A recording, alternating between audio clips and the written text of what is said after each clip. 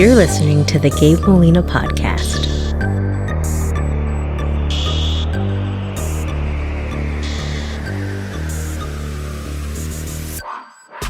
Gary Brugman, happy to have you, man. What's going on, Gabe? Man, I appreciate you coming all the way out here. I appreciate you making time for me. I know we were supposed to get together, but one of us had to go and get coronavirus from my wife. And then one of us forgot another time. So I'm glad to have you here. I'm super excited to have you. For people who don't know you, you spent some time in the Coast Guard, right? 9 years. Was that your first line of service? Yep, 9 years. 9 years Coast Guard, and then you went in the Border Patrol after that? I spent 10 hours unemployed. I got discharged from the military after 9 years on February 22nd, 1998, which was a Sunday. And then 10 a.m. on February 23rd, I was swearing into the Border Patrol. Wow. Yeah. And so they send you down to Del Rio right away, or where was your first station? I reported to Del Rio, and then they shipped us out to Charleston, South Carolina. Okay. Yeah, that's where the academy was back then, 6 months. Okay. 6 months later, and then you come back to Texas? Right. Okay. So for people that don't know, you did some federal prison time for an interaction that you had with an illegal alien, correct? Correct. 21 years ago. 21 years ago? And explain what happened. I know you go into super depth on your own podcast, Gary Brugman Podcast, and I think your first 3 episodes are strictly about the whole situation. So that's why I started that podcast. I had a pardon pending, and I was trying to get the president's attention to my case. So I started the podcast, and then it just became kind of like therapy for me. So we're almost 100 episodes in now. That's awesome, man. That's awesome. So what actually happened, and kind of walk us through the interaction that happened that day? Sure. It was January 14th of 2001, 9 months before 9/11. And I was working the evening shift, it starts at 3. And we were a few hours in, and some sensors started going off. Me and my partner responded. And the scope truck had a group of about 15 illegal aliens walking through a pecan orchard. And we rode up on them. I was a passenger in the vehicle, so I jumped out, started chasing the group. Chased them for about a mile and a half, yelling for them to stop in Spanish the whole time. Párense, párense. How many were there approximately? 15. 15. The government claims it was 10, but it was 15. Okay. And I was losing them. I chased them for a mile and a half, about full straight run for 15 minutes, over barbed wire fences, through concrete laterals, the whole thing. And I was losing ground on them. I had 38 pounds of gear on. And another agent and his trainee, this trainee had 4 days out in the field, rode up on me, and I kind of pointed the direction they were going. They took off until the vehicle couldn't go anymore because of a ditch. The trainee agent, some fresh legs, got out and caught the group, was trying to get them to sit, and some were sitting to his right, and he was doing the hands down thing, and the ones to his left were standing, but there were 2 behind him. He had his back completely turned to him. They were squatted down on the ground and had their mochilas, their little bags, and they were squatted and getting up, and I didn't know if they were going to jump the agent. It was dark out. It was about 7 p.m. in January, or if they were going to continue running. They had already been apprehended, so it would have been an escape. So I came in on this side, I flanked them, and I came running in. I put my hand on my weapon, and with the bottom of my foot, I pushed them to the ground, and I said, "Sit down," in Spanish, "Siéntese." And I asked them, "¿Por qué están corriendo? Why are you running?" And that was basically it. The transport came, hauled them away, and that's all I heard about that incident for the time. Now, I've heard you talk about it before, and you've mentioned how, the whole reason for using your foot is to kind of keep distance. Right, because I'm not going to put my hands on somebody, In the academy, they teach you that your leg is an extension of your arm. And if you're in a multi-person situation, always protect your weapon. And if you got to put somebody in the ground, we do like martial arts katas with the batons, and we do movements, and one of them is that front kick. Yeah. It's we do it over and over. They drill it into your head. And it's much like getting them, I guess, on the rear end is a good way to make sure that they can't pounce, right? They can't spring lunge up at you. They can't take off and running without having to do an extra motion. You want everybody sitting on the ground. Yeah. Butts on the ground. So how many agents were there, I guess, when you had the 15, how many were there when Initially, it was just a trainee agent. Oh, wow. And level 1 of the use of force is officer presence. He only had 4 days on the job, and he was trying to get them to sit down. and it wasn't working because he didn't have the proper officer presence. He wasn't, I don't want to say mean enough, but he didn't have that authority presence. Right. So, and it was kind of funny whenever a group ran on an agent, it was like, that's because he didn't have officer presence. Yeah. The officer presence is crap, man. That's why. Well, you know, a lot of people, it's funny because a lot of times people judge a situation and they go, oh, I would have acted this way, so you should have acted that way. Right. But what people don't understand, and now I'm not anything near what but I worked at a county jail for a year. I've got relatives who work federal prison, state prison, stuff like that. But what people don't understand is the daily interactions that you have, the threats on the job. It's not, well, I was going to say it's not working at Burger King, but Burger King's pretty dangerous these days, no too. kidding. But it's not like an office job. I've seen the videos. Yeah, I've seen them too. But it's not like an office job, right? Right. And you had mentioned in your podcast that a few days before that, you had actually, or I don't know if it was a few days, it may have been a little bit longer, but I guess you'd gotten into an altercation where it was a physical fight for your life. It was 6 weeks later. 6 weeks later? Yeah. And I mean, that's what people don't understand is we ask men and women to do a job and we don't quite understand what that daily job is. Right. I've talked to, I told you about my Aunt Norma. I've talked to her about it, and she's like, there's oftentimes there's one or two of us out there. It's pitch black, and we have to basically you're playing poker, right? And you're basically trying not to show your hand and trying to bluff your way through certain situations. And people don't get that. It's super dangerous, especially down in South Texas. I'm from George West. I told you about that the other day. It's like agents in that area, when you're walking through brush, haven't really been to Del Rio, but down in that area, there's so much brush country, every 360-degree blind spot. Right. Everywhere you go. You've got a weapon on you. You don't know what other people have. That came up in court. That you had a weapon on you? Yeah. So at one time during the court, the U.S. attorney told me, why'd you have to, at first he says, so you wound your leg up to Cincinnati and you said, so you like to run, huh? And you proceeded to kick the bejesus out of this poor illegal alien. And I was like, I don't know what comic book you've been reading, sir. It's in transcript. I don't know what comic book you were reading, but that didn't happen like that. I said, I ran up and I put my hand on my weapon. I pushed him to the ground. And I said, why are you running? Which is a lot different than, so you like to run, huh? Yeah. So he says, well, why do you care why they're running? You concerned about their health? You're gonna take them you're gonna put them on an exercise program? And then he made a little running motion, twisting his hips with his hands, and says, you're gonna take them for a little jog? And I said, no, because I'm not gonna put my hands on anybody. He told me, why didn't you ask him to sit down nicely and made the motion like I put the hands on his shoulders and asked him to sit down? So I'm not gonna put my hands on anybody. I said, I don't know if there's always a weapon, there's always a gun. I don't see anything about a gun here. I said, I had a gun.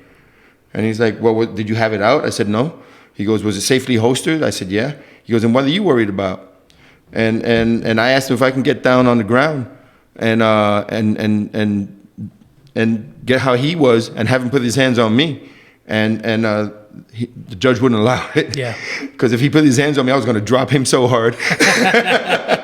I'll show you. Well, to even tell you, why didn't you ask him to sit down is kind of a silly question because I asked him to stop. It had already been, but even the 4-day guy had already asked them to sit down. So they've already been given a directive that they didn't comply with. So it's the next step. Exactly. Right? So whether it's you telling him or the other 4-day guy, right? They've been told they didn't comply. So it's the next step. So according, I guess, to the reason that you ended up going to trial for it was because they said that you had kicked him, right? I violated his civil rights. And that's. So I kicked somebody, I'm violating the civil rights? Apparently. Okay. They said that the charge that they hit me with was a U.S. Code 242, Title 242, subsection B, deprivation of rights under color of law. And I've always heard about that. I was like, but I did what they taught me. Yeah. I never denied it. At trial, the guy that I kicked on the ground couldn't even identify me. My lawyer didn't ask him if the guy that kicked him was in the room. He had me stand up and he asked me, is this the guy that kicked you? The guy looked at me, he goes, I don't know. Really? Yeah, I could have said it wasn't me, and that would have been over. So let me ask you this: like, while you're on trial and you have your lawyer, did your lawyer ever mention that? I mean, did he ever push in that direction that, hey, he can't even? And I hadn't been in Texas but a few years at the time, and I didn't know that Austin was such the liberal city that it is. I didn't know that back then. Yeah. You know, I just San Antonio's heading that direction too. San Antonio used to be a very conservative city at the time, but yeah, no, it was a liberal judge, William Wayne Justice, from Tyler, Texas, and he was appointed by LBJ. Oh, really? Yeah, and at the time was the oldest and the senior federal judge in Texas, and mean old bastard. He'd been dead for a while, thank God, but he fell asleep during the trial a bunch of times. And he was just playing hardball with me, and it sucked because I was actually glad when I saw it was him, because I've had cases in front of him as an agent, and he always treated me right. But when it came to my trial, You know, it's got to be disheartening when you see, and I don't know, I'm making this up, but it's got to be disheartening when you see your name and it's Gary Brugman versus the United States of America. It's kind of. You're kind of screwed. It's even scarier when it's actually the other way around: United States versus Gary Brugman. Oh, is that what it was? Yeah. I mean, you're. What are you going to do? Yeah. I mean, if they want you, you're done for. It does, and it almost sounds. In listening to your podcast, it almost sounded as if the outcome was already pretty much determined. It was just a formality of going through the process, and you were going to do time for something. Brother, let me tell you, they had the U.S. attorney, Johnny Sutton, was there, all right, which I've never seen a U.S. attorney attend a trial before. The guy prosecuting me was Bill Bauman. He was the assistant U.S. attorney. They brought in a civil rights trial lawyer from Washington, D.C., who specializes in civil rights. And then they had an assistant there who was doing all the projections and stuff on the wall and pictures and stuff. And then they had their table where they were all sitting at, and then the benches, the pews started there for the public. And in the first pew right next to him was the Mexican consulate. Oh, really? So every time they had something going on, they go and they talk to the Mexican consulate. And I'm like, what the kind of crap is this? In hindsight, do you think... what was the atmosphere, I guess, politically back then? I don't remember what it is. It was George Bush administration. Johnny Sutton, the U.S. attorney, had been a prosecutor in Houston when his dad was the Bush family doctor. So they knew each other. When George Bush became governor of Texas, he brought Johnny Sutton up from being a prosecutor to go work in Austin. And I forgot what job he had, but he also had Alberto Gonzalez. When he became the president, he made Johnny Sutton the U.S. attorney of the Western District of Texas, and he made Alberto Gonzalez the attorney general. So back then, they were trying to pass a bunch of reform with Vicente Fox, the president of Mexico. And they were just trying to get a bunch of stuff done, and I guess part of the deal was going after Border Patrol agents. I don't really know at that time. I got a lot of conspiracy theories that I've learned over the years. Yeah. But I don't talk much about them because I can't prove them, and I'm not a conspiracy theorist. But during the trial, I was using the bathroom during one of the breaks, and the civil rights trial lawyer, Brent Allen Gray, walks in, starts using the stall next to me. It had windows, and it was August 29th, I think it was, right before Halloween weekend. And Austin was lit, right? And he's like, Halloween night in Austin. He goes, you going out for some drinks tonight? And I was like, no, you? He goes, no, I got a trial to win. So I broke down and I asked him, I was like, do you really think I'm guilty for this? Do you really think I did this, because I have bad heart or, whatever, intentionally? And he's like, doesn't matter what I think. He goes, I got a $50 million budget to make sure you go to prison. And you're going to prison. It's just a matter of how long. Jeez. Yeah.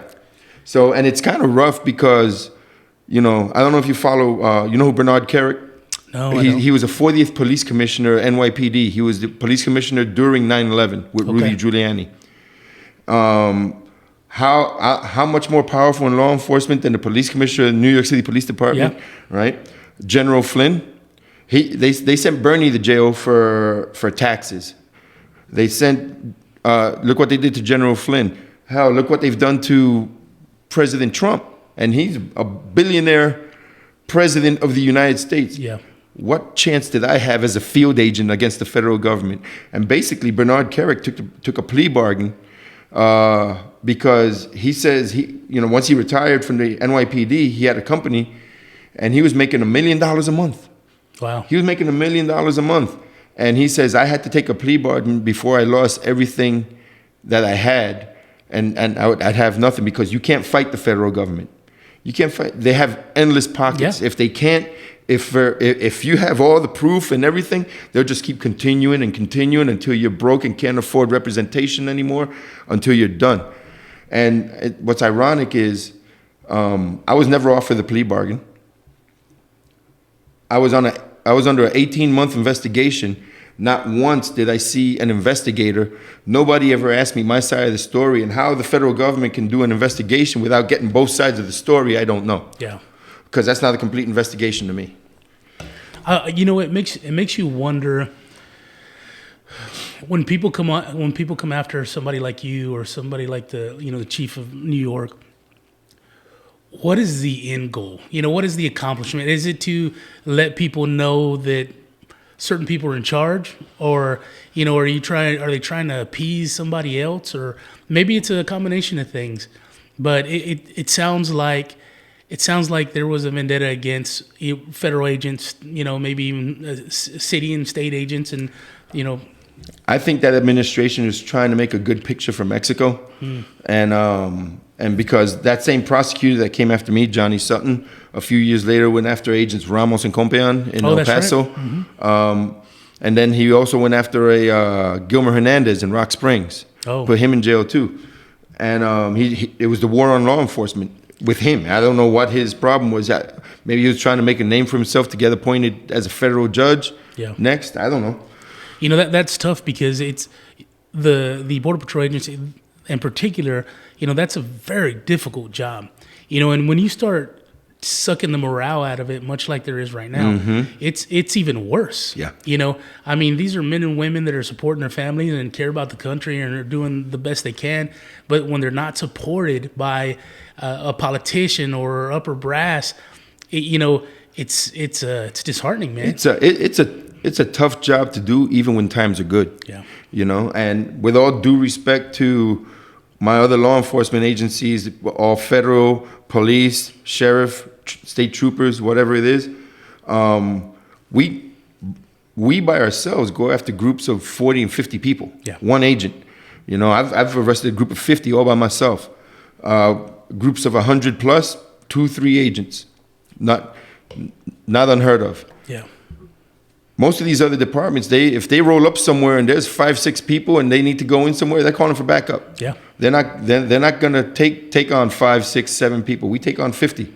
It's a different mindset, And when when we're out there doing our job, sometimes we have to do it different. Yeah.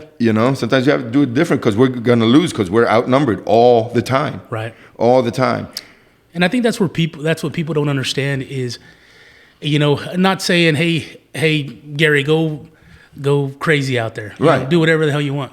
But at the same time, it's like, it's not your typical job. Right. You call a police officer in Selma, they're all coming. Right. And they're bringing the fire department. Yeah, exactly. But I had heard something years ago, how it was like one agent for every 10 or 15 miles. Yeah. And it's like, you have to have a different mentality. You can't have a beta out in that area. No, not at all. You have to have an alpha. That's where that officer presence comes in. Yes, officer presence. And you can't have that mentality of, hey, things aren't going to get ugly out here, because you're dealing with people that are trying to cross the border, come over here, start a life, get a job. But you're also dealing with some dirtbags, man. Mm-hmm. You're dealing with criminals. You're dealing with murderers. You're dealing with rapists. You're dealing with drug dealers, And it's much like a police officer who pulls over somebody on the side of the road. They don't know what's in the car. Exactly. They don't know who's in the car. Same thing out there. I did a Spanish interview for a show called Aquí y Ahora back in 2003, right after my trial, before I went to prison. And I was telling the journalist my story, and he's like, well, why'd you kick him? He goes, if I'm coming across the border, I wouldn't like you kicking me. I was like, I understand that. I said, but He didn't listen when I told him to stop. I chased him for a mile and a half. I said, and when we caught him, he wasn't sitting down. So I sat him down. And I understand you don't like it, but I don't know who you are. Yeah. You know? He goes, well, what if the person was just coming here to wash dishes and mow lawns? I said, yeah, well, what if he was coming here to kill and rape? Yeah. You know, I don't know that in the middle of a pecan orchard at 7 o'clock at night after I chased you for a mile and a half. I don't know that. Yeah. You know? I mean, you don't have the privilege of knowing somebody's back history. Exactly. You know, everybody's everything. You know, everybody has the potential to be a bad guy or be a decent person. Right. And you don't know that until you interact with them. You know, and when somebody's already not complying with orders, you know, that's a red flag. Exactly. You know, so how long did your trial last when you were there in Austin? It was 5 days. 5 days only? Yeah, 5 days. And took the jury about 5 hours to deliberate. And they had asked for some pieces of information. I don't know if it would have helped me, but the judge wouldn't give it to him. Really? Yeah, the judge said, nope, you were at the trial, you can remember. So how many agents, and I'm not, let's just say in the first, in 5 years prior to your... 20 years. Well, I mean, prior to your, I guess, going to... Trial, how many agents had been going through the same thing? That I was the first agent to get pushed for that anybody can remember in 20 years. Really? Yeah. Wow. I knew the question you were in 20 years. Yeah, I was thinking he doesn't know where I'm going with this. There hadn't been an agent prosecuted for civil rights or anything like that in 20 years. There have been agents prosecuted, you know, smuggling dope and doing wrong things. Sure. I never denied what I did. I just said that what I did wasn't a crime. And how long after you was Ramos and Copian? Their incident happened in... Because that was... I think it was 3 years later. 3 years later? 3 or 4 years later, because I got out... No, theirs was in 05. Mine was in 01. Theirs was in 05, because I got out in 06, and they were standing trial for it. So it happened in 05. Oh, okay. Yeah. So immediately after you're found guilty and everything, what goes through your mind? What's in your head?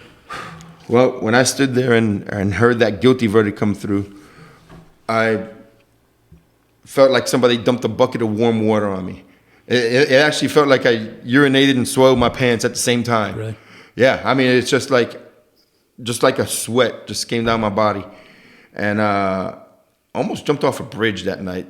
There in Austin? Yeah, and the only reason I didn't do it was because I wasn't sure that it would work, and I wasn't afraid of dying, I was afraid of living. And with my luck, I would live, you know what I mean? But so that you got all the way to that point. Yeah, I walked down to the bridge on Congress, and I just thought it wasn't high enough. Yeah. And then after that, I just didn't know what to do. I may have attempted a couple of things a couple of times. I popped a 47 Valium one time before I went to prison. Because I was out on bond for about a year, pending an appeal, but I lost the appeal too. So it wasn't until I got to prison that I found out that 47 Valium isn't an overdose, it's a Saturday night. That's what they told me. And yeah, it was just rough. It was like I was in the pits of hell being in prison, and I don't scare very easily. And I was scared in prison. It wasn't there were terrifying moments, but I wasn't terrified. I just couldn't understand what was happening, you know. And on many nights I just cried myself to sleep because I was like, I grew up in Brooklyn. Yeah. During the 70s and 80s. I'm an old guy. I'm 56. I'm going to be 56 years old this year. And grew up during the 70s and 80s. Some gangs, street kid, and I was always smart enough to realize I was doing something wrong and turn it around so I didn't go to jail before it was too late. You know what I mean? I avoided jail all my life, growing up in the streets and especially during the 70s and 80s. It was all gangs back then. And then I started touring with bands and working union jobs, doing marble and tile, driving tow trucks. I made a living for myself. I left my house when I was 15 years old. And then I joined the military, 9 years, honorable discharge. Finally got my dream job of being a federal agent. And for doing the things that I was supposed to do, I ended up in prison. I just couldn't understand why. Yeah. You know? And had they got me for something that I actually did, I mean, I'm a man. I own up to it. But doing something that they taught me to do, and even in very rare form, my Border Patrol supervisors stood up and testified for me in court. If he's on trial for this, we should all be on trial for this. We taught him all that. He did the right thing.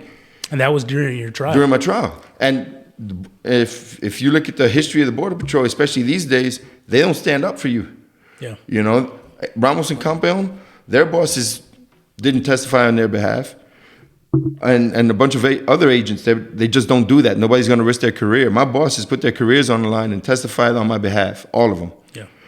And the U.S. attorney made them all out to be liars because the trainee agent testified against me and told a cockamamie story that completely contradicted everybody else's, but for some reason he was telling the truth. You know, during the trial, the trainee agent was the first one to come up. And he says, I ran up and kicked the guy, and I jumped on him and started punching him so hard in the ribs that he can hear his breath coming out. And then I grabbed the second guy, threw him on top of the first guy, punched him, and maybe some punches to a third guy. Then why was the one guy the only one that they had?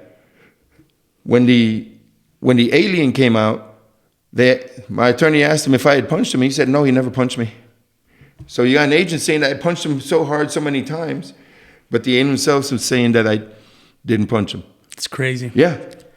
So I don't get where the new trainee, decided, hey, I'm gonna do this way. I mean, it all sounds like the trial was predetermined, and so but yet it's almost like, if you're a conspiracy theorist, you're going, is this dude a mole? Was he putting the FBI to score some points with somebody or get some agents locked up? Like, they went after, him and his partner, their names were on the 213, which is the apprehension form, because technically, even though I started the chase, they apprehended him. Okay.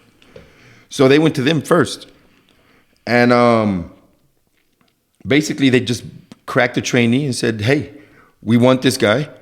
And this is what you're going to say. If not, we're going to prosecute you. Your name's on the form.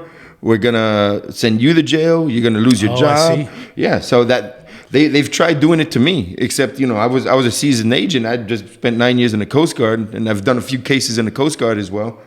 They weren't going to shake me, but I had a U.S. attorney in Del Rio one time tell me what he wanted me to say. And I said, I can't say that. I'm not sure. He goes, well, that's what we need you to say.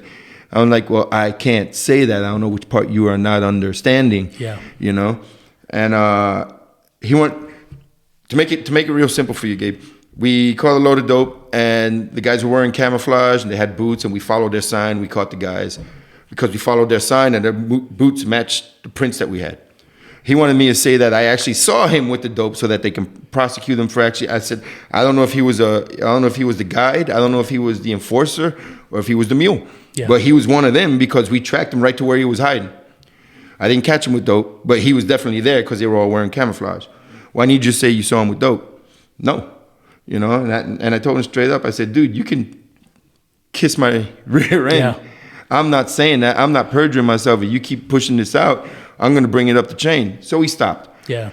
But this kid was 4 days on the job, and then he drugged down his partner, which was a friend of mine, because now he had to back up what he said. So this other agent says, well, I didn't see him punch anybody. I was 80 yards away, but I heard the kick. So I kicked this guy so hard that he heard it 3/4 of a football field away. Oh, I mean, even if he heard something, he would have heard his butt hitting the ground. Right, but I mean, 80 yards away, Gabe? Yeah. And how can you even confirm that it's a kick or anything from 80 yards? That's what they went with. Yeah. And that's 3 different stories. And I mean, I guess it comes down to just, scared agents that's what it is. It's scary to, like we said, it's scary to have your name on the docket against the United States government. So, it's not saying that these guys are alleviated of any wrongdoing because they may not be telling the truth. Right. But I can see the intimidation. Yeah, oh yeah.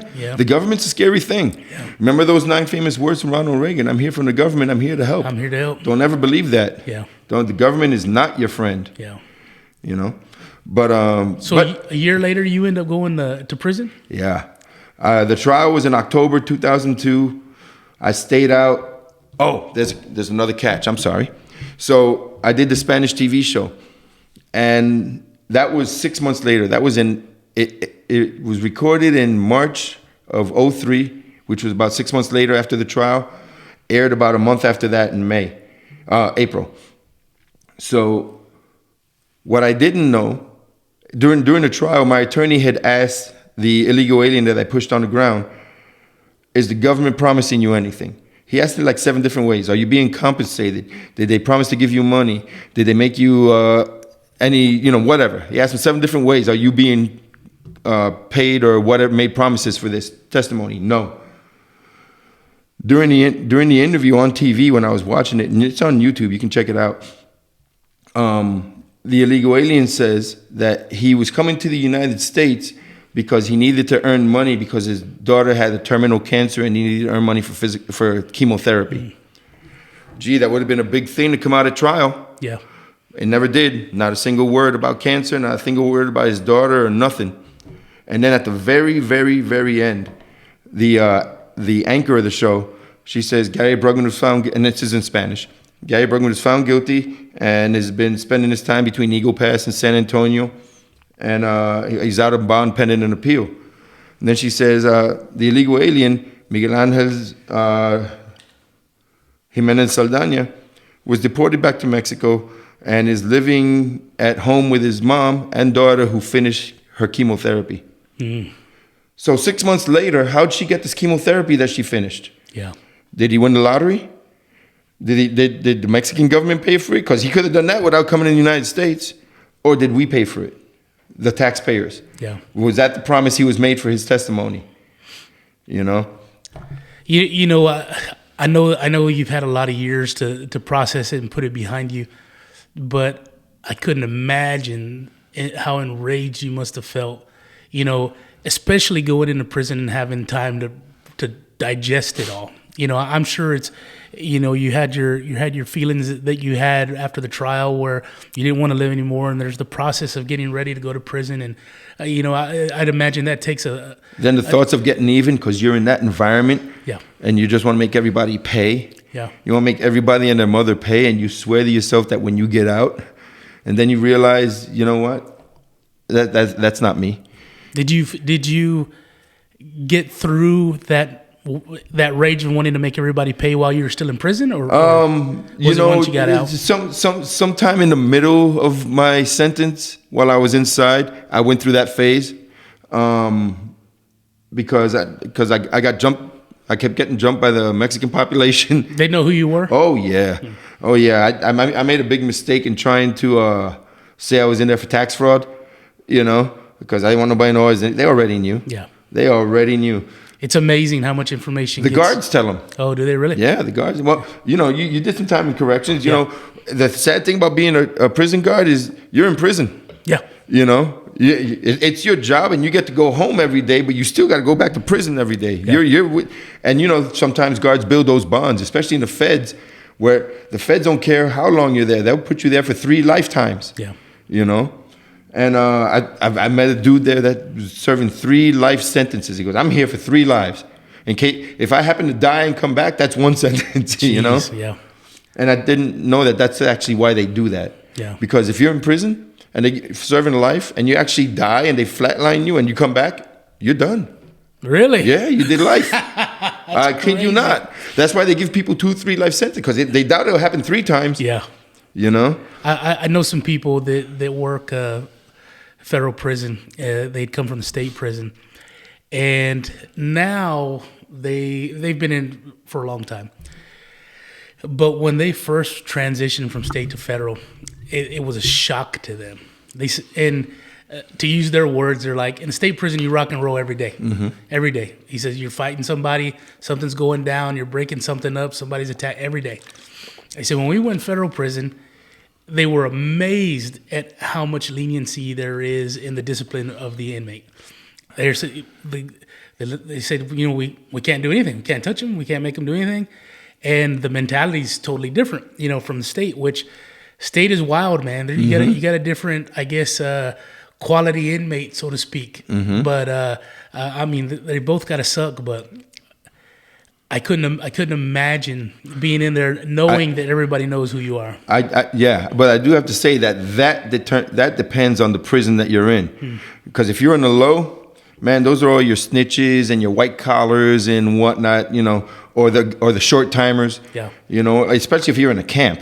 In the camp, they don't even consider you an escapee. They don't even have fences or anything. It's considered a walk-off. We used to go play softball with the camp trustees and Thrivers. Yeah, They bring us exactly. we'd play softball tournaments. But I ended up at the penitentiary in Atlanta. And, man, let me tell you, I ain't never seen no hack so big in my life. Really? I sized one up because I was walking next to him, and I swear, these were King Kongs in uniform, bro. Yeah. I mean, this guy's thighs were the size of my waist. Wow. I didn't even know they made clothes that big, and I'm 6 feet 200 pounds. Yeah. And I saw some thumping going on there, but like I said, the penitentiaries and the USPs, U.S. penitentiaries, it goes down there, and even in some of the mediums. Yeah. But the lows and stuff like that, yeah, no, that's how it rolls. But then again, the inmates there know that they're going to be doing a long time there, so that's their home. So they try to behave with the guards because the guards will take care of them too. Yeah. You So know? what was your first interaction when they let you know they knew who you were? The Puerto Ricans actually told me. Oh, really? And they said, hey, you've been saying this, and we know that's not true. We know who you are, so you might want to stick with us because they're going to get you. And I was like, what are you talking about? And they're like, listen. And then they pretty much told me my whole story that I just told you on the show. Told you on the show. Yeah. And I was like, oh, damn. Really? Oh, damn. Yeah. But, It's amazing how much detail they get, man. No, they'll message, inmates will message each other from prison to prison, and then the guards will tell them, hey, we got a Border Patrol agent coming. While I was there, they said, hey, we got another cop coming. Is this how they knew I was here? Did you guys just come up and tell your trustees what it is? Because there's always that one inmate that's tight with the guards. Yeah. And gets all the scuttlebutt and passes it through the unit. That's the hard part about being, I guess, a corrections officer is your complacency. Right. And once you get complacent and you get comfortable, then a lot of those inmates, they're charming as hell, man. They can talk to you, and all of a sudden, you think, man, this guy's all right. But he's playing the long game, man. Yeah. He's working on you till he owns you. Yep. And I've heard of people in the state prison where all of a sudden, it may took a year, but now, a female inmate's having sex with guards having a sex with an inmate, or they're bringing a phone in, or they're doing something, and it's the long game. And it's like, man, once you do that as a corrections officer, They got you. They've got you, man. Yep, for sure. You're screwed. So did you end up staying with the Puerto Ricans, or did you still do your own thing? In theory, yes. If something went down, I was on their side. But I pretty much hung out with the white guys, played handball. And so, man, there's only so much rice and beans in Spanish you can talk. Yeah.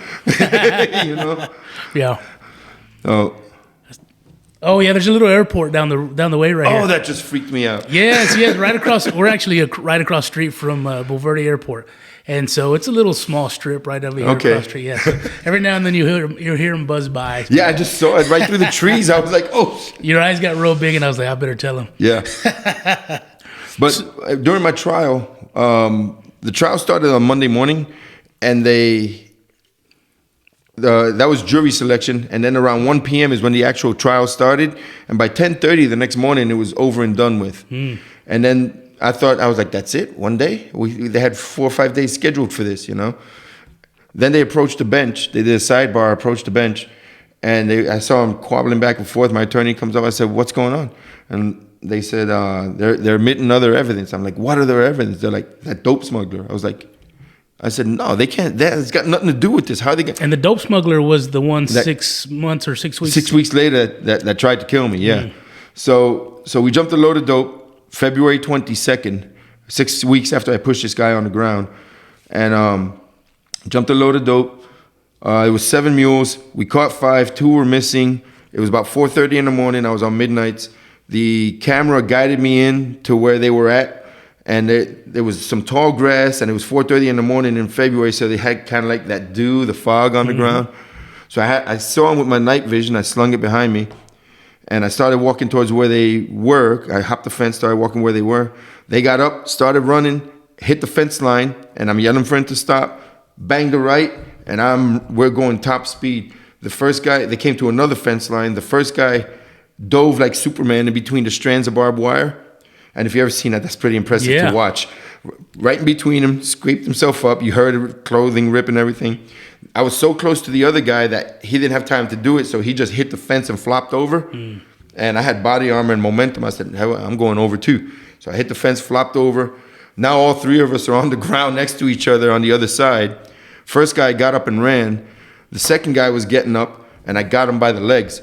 And I brought him back down, and we were kind of tussling to get back up to our feet. And I don't know how it happened.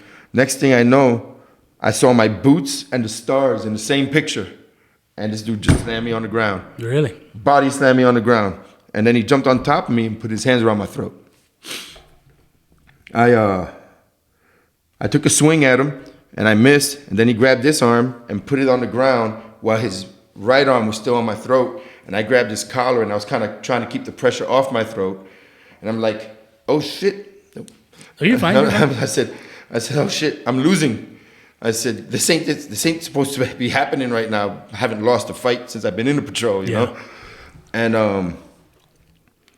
I started seeing yellow spots, and I can still, every time I tell this story, I look and I can still look at his eyes, and I can smell his body odor. And I can actually taste his sweat because he was sweating into my face. And he was wearing a polo shirt. And this button was like right in front of my face. And I was like, if I can get my gun, I said, that's where I'm going to put the bullet. But I couldn't get to my gun. You carrying on the right? On the right, yeah. But he had my right hand pinned down. And I was really things started to get quiet on me. And I was really feeling I was passing out. Yeah. And because I was tired already too. I had chased like 4 of the guys down.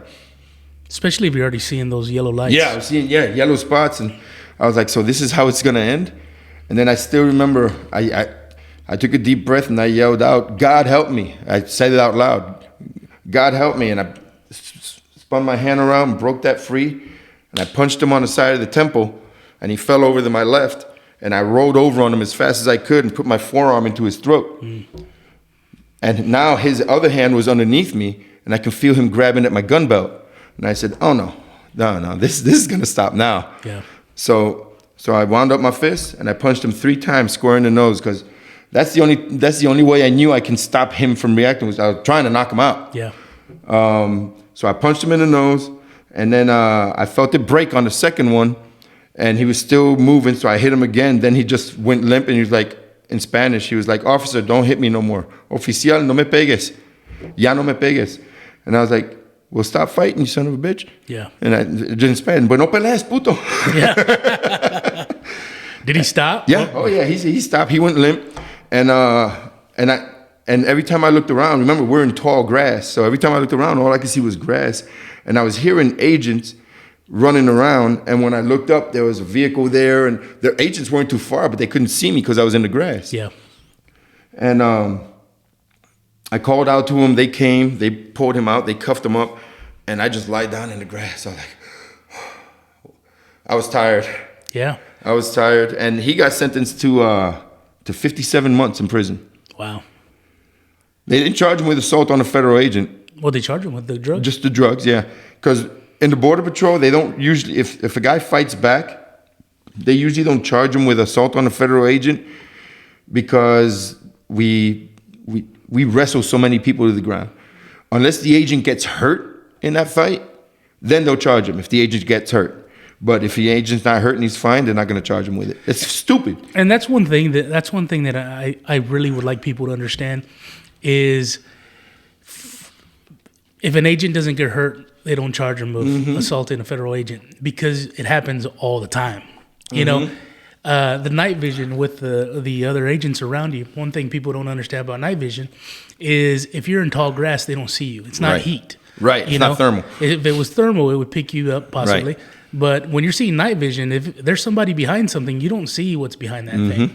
You know, and then the other thing is, with all that fighting you did and coming to the realization that you could possibly die tonight, had that other dude not run off, you'd probably be dead. Yep, for sure. You know, and when people go, well, I don't see how, you shouldn't push somebody down with the heel of your boot. You know, it's like you don't understand what happens regularly. Right. You know, and this is the other thing that people don't understand is I always say it's amazing what people can get used to. You know, and when you live a certain lifestyle and you have a certain job, all of a sudden you become more of what that job or lifestyle is, right?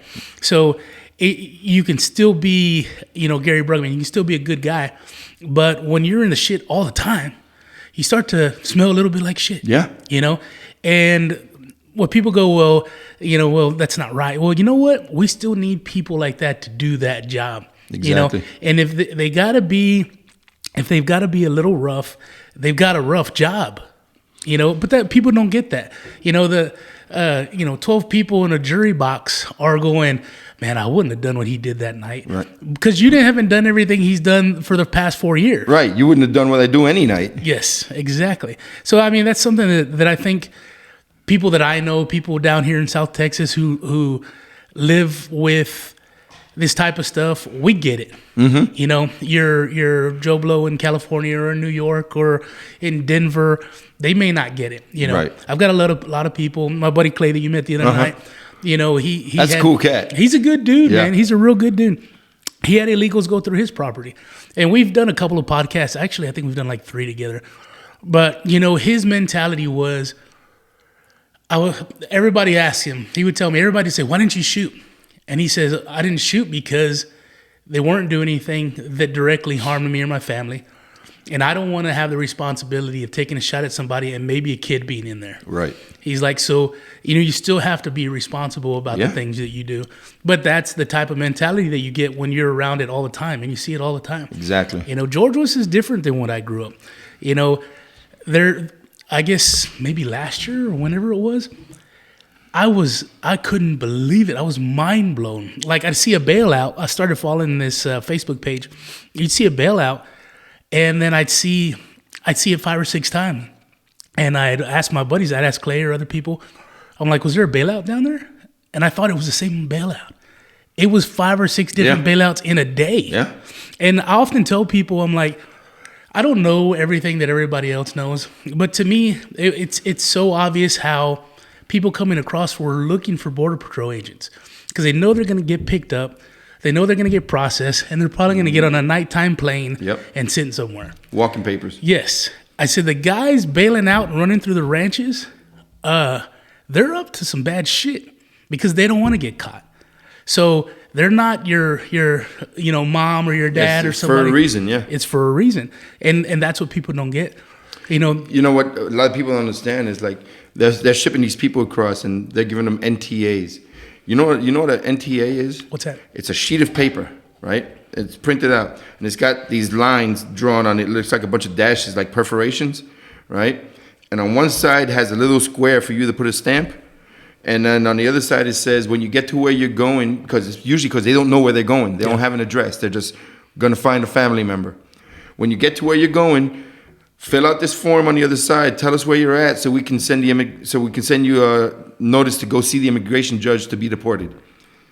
So basically, they're giving them a piece of paper saying you're going to promise to send us the information where you're at, right? And that's it. They don't even pay for the stamp. They got to put their own stamp on it. You know, so who's going to do that? Yeah. Who's going to? I still remember when I was an agent, and I want to say it was 1999. I'm not sure, but it was back then. We gave out, I think, like 200,000 NTAs, and I think 5 people sent them back. Wow. 5 people sent them back. I mean, it's a slap in the face, man. It is. It's ridiculous. It's a slap in the face. And you know, I couldn't imagine being an agent having to be around that and seeing that. You know, I get frustrated at my job when I think my boss isn't leading properly, you know. But when your job, like if I screw up at my job, I have to spend 2 hours fixing it, and I sit at a computer. You know, if somebody screws up out in the field as a Border Patrol agent, they did. Somebody dies. Yep. You know, and to carry that with you all the time, to know that that's a possibility and your leadership isn't giving you the tools, or you have the tools, but the leadership isn't allowing you to do your job. I mean, what do you do? Right. You know, I mean, you can't really jump ship because you're 12 years in, and you're thinking retirement. You got a family. Yep. You've got benefits that you have to hold on to because you got a sick kid. Or I got a text from Joe Pags the other day, and he asked me. He goes, "Man, why does anybody still work for CBP?" Yeah. And I'm like, because we're the front line of defense, man. Yeah. I said, and it's the oath. We believe in the oath. Yeah. That's why we're there. Being the first agency that they run into when they come across. Yeah. But why? I'd go back mainly because I never finished serving. I'm trying to be a cop right now, and the state of Texas won't let me. But I'm still fighting that. Yeah. I'm gonna get a badge back one day. You watch. Yeah. But yeah, they're telling me that since I was convicted, I was pardoned by the president. But they said you were forgiven for what you did, and you were given your rights back. You weren't exonerated. You weren't found innocent. So technically, you did what you did, and they forgave you. They didn't find you innocent. And I can understand that. I just don't agree with it. Yeah. So no, I understand where you're coming from on that. But let's go back to your prison time. So when you're in there, you said you got jumped a few times. Was it just people trying to show a little dominance, or what was the purpose of them jumping you? Mainly, believe it or not, a lot of the Mexican population in prison was put there by the Border Patrol. So basically, they're all there because of the Border Patrol. So when you put me in there, I'm surprised I didn't run into anybody that I knew. But they wanted me to check into solitary, into the special housing unit to shoot. They said, quiero que te encierre. They want me to go lock myself up. I'm like, no, screw you. And they're like, dude, you're not out there anymore. You're locked in here with us. I said, I wasn't afraid of 40 of you out in the field. I said, I'm not afraid of 40 of you in here. I said, you're locked up with me. You remember that. Yeah. And then I went to my cube and said, oh shit, I'm gonna die. But I got jumped a couple of times by 5 or 6, and I thought that was fair. And I ended up splitting one of their melons with a lock in the sock. Oh, really? I knew it was coming. Yeah, that's old school, man. Yeah. And I knew it was coming. So, and I didn't catch a case for that because I got jumped, but they did upgrade me from the low to the penitentiary in Atlanta. That's got to be tough, man, because you don't want to do more time than you need to. But if you don't do something, you're gonna get your ass whooped or you're gonna die. Exactly. So I mean, that's got to be tough. And after the penitentiary in Atlanta, while I was there for about 4 months, and while I was at the penitentiary, they stabbed 3 inmates, stabbed 2 guards, and burned the kitchen 3 times. Jeez. Yeah. And then I got downgraded down to Yazoo City, Mississippi, to a medium. And that was all right, I guess, because you had like the caliber of inmates when I was at the low were like the scumbag inmates, yeah. The snitches, the white collars. There was no respect. Yeah. At the penitentiary, shit, you didn't even want to freaking look at anybody cross-eyed there. Yeah. But when you got to the medium, you still had that caliber of inmate, and I kind of compare that to the state. You got the caliber of inmate that will kick your ass, but there's more respect because you know that they'll kick your ass. Right. If you ended up in the medium, it was for a reason. Yeah. It's more of a animal mentality, exactly. Right? You got your alphas, you got your betas, and there's a pecking order, right? And typically when you're in that situation, you stay in your lane, and usually bad stuff don't happen. And I got lucky because my cellmate was my roomie. My cellmate was he had been there for 18 years. And they called him Jungle Book because he looked like the bear from Jungle Book. Baloo? Yeah, that's what he looked like. So this guy had the guards eating out of his hands. Like when they locked us in our cell at 9 o'clock when it was lockdown, he'd bang on the door about 20 minutes later after count. He'd bang on the door and the guard would bring him a lit cigarette and slide it under the door. Oh, really? Yeah, and then he'd tell him, hey, I need 2, one for my cellie, and they'd slip me one too. He probably had some stuff on the guards then. Yeah, I mean, but he had been there for 18 years, so he probably seen these guys come and go, Yeah. And that's what I'm saying. When you're a guard, you're in prison too. You just get to go home. Yeah. And they build relationships with these guys. The ones that don't have a relationship are usually the new guys. Yeah. Because they're trying to be all hard and no, I'm the guard, you're the inmate. But when you're there for 10, 15 years with the same people, you get to know them. Yeah. Hey, how's your wife and kids? You know, I've seen guards ask that, inmates ask that of guards. You know, It's amazing when you're in a location for 24 hours a day, 18 years, what you'll learn. You know, there's a lot of information that goes through there, and those guys are sharp, man. Yeah. You know, a lot of people go, you know, there's a lot of dumb inmates. Oh, yeah. But there's a lot of sharp inmates. You know, and those are the guys that'll pick up information, and you don't think you're giving them anything, Right. But they're digesting and they're figuring every stuff out. single thing. That's crazy. So, what was your last day? Was it the one in Mississippi? Mm-hmm. Before. Well, then I went to a halfway house. And had I known that halfway house was gonna be the shit that it was, Where was it located? right here in San Antonio, downtown, okay. on Livingston Street, and Livingston and Aurora, right apart from the Cadillac Lofts. Okay. Yeah, there's a little house right there belongs to the federal government. It's a halfway house. Man, I have never seen anybody set anybody up for failure like that. I mean, everything I did was wrong, and I'm like, I'm not doing anything. So I worked a job, and every Saturday I had to go cash my paycheck, and I had to give them their cut for being in the halfway house, and then they'd save 20% for me, whatever, right? So I signed out on a Saturday to go to Ace Check Cashing down there on San Pedro by Via, Okay. right? Mm-hmm. And the girl that's working says, you should go to the money store, which is up the street, because you got the Ace Check Cashing, you got Via, and then you got the money store. She said, because they're giving free money orders. So I said, all right.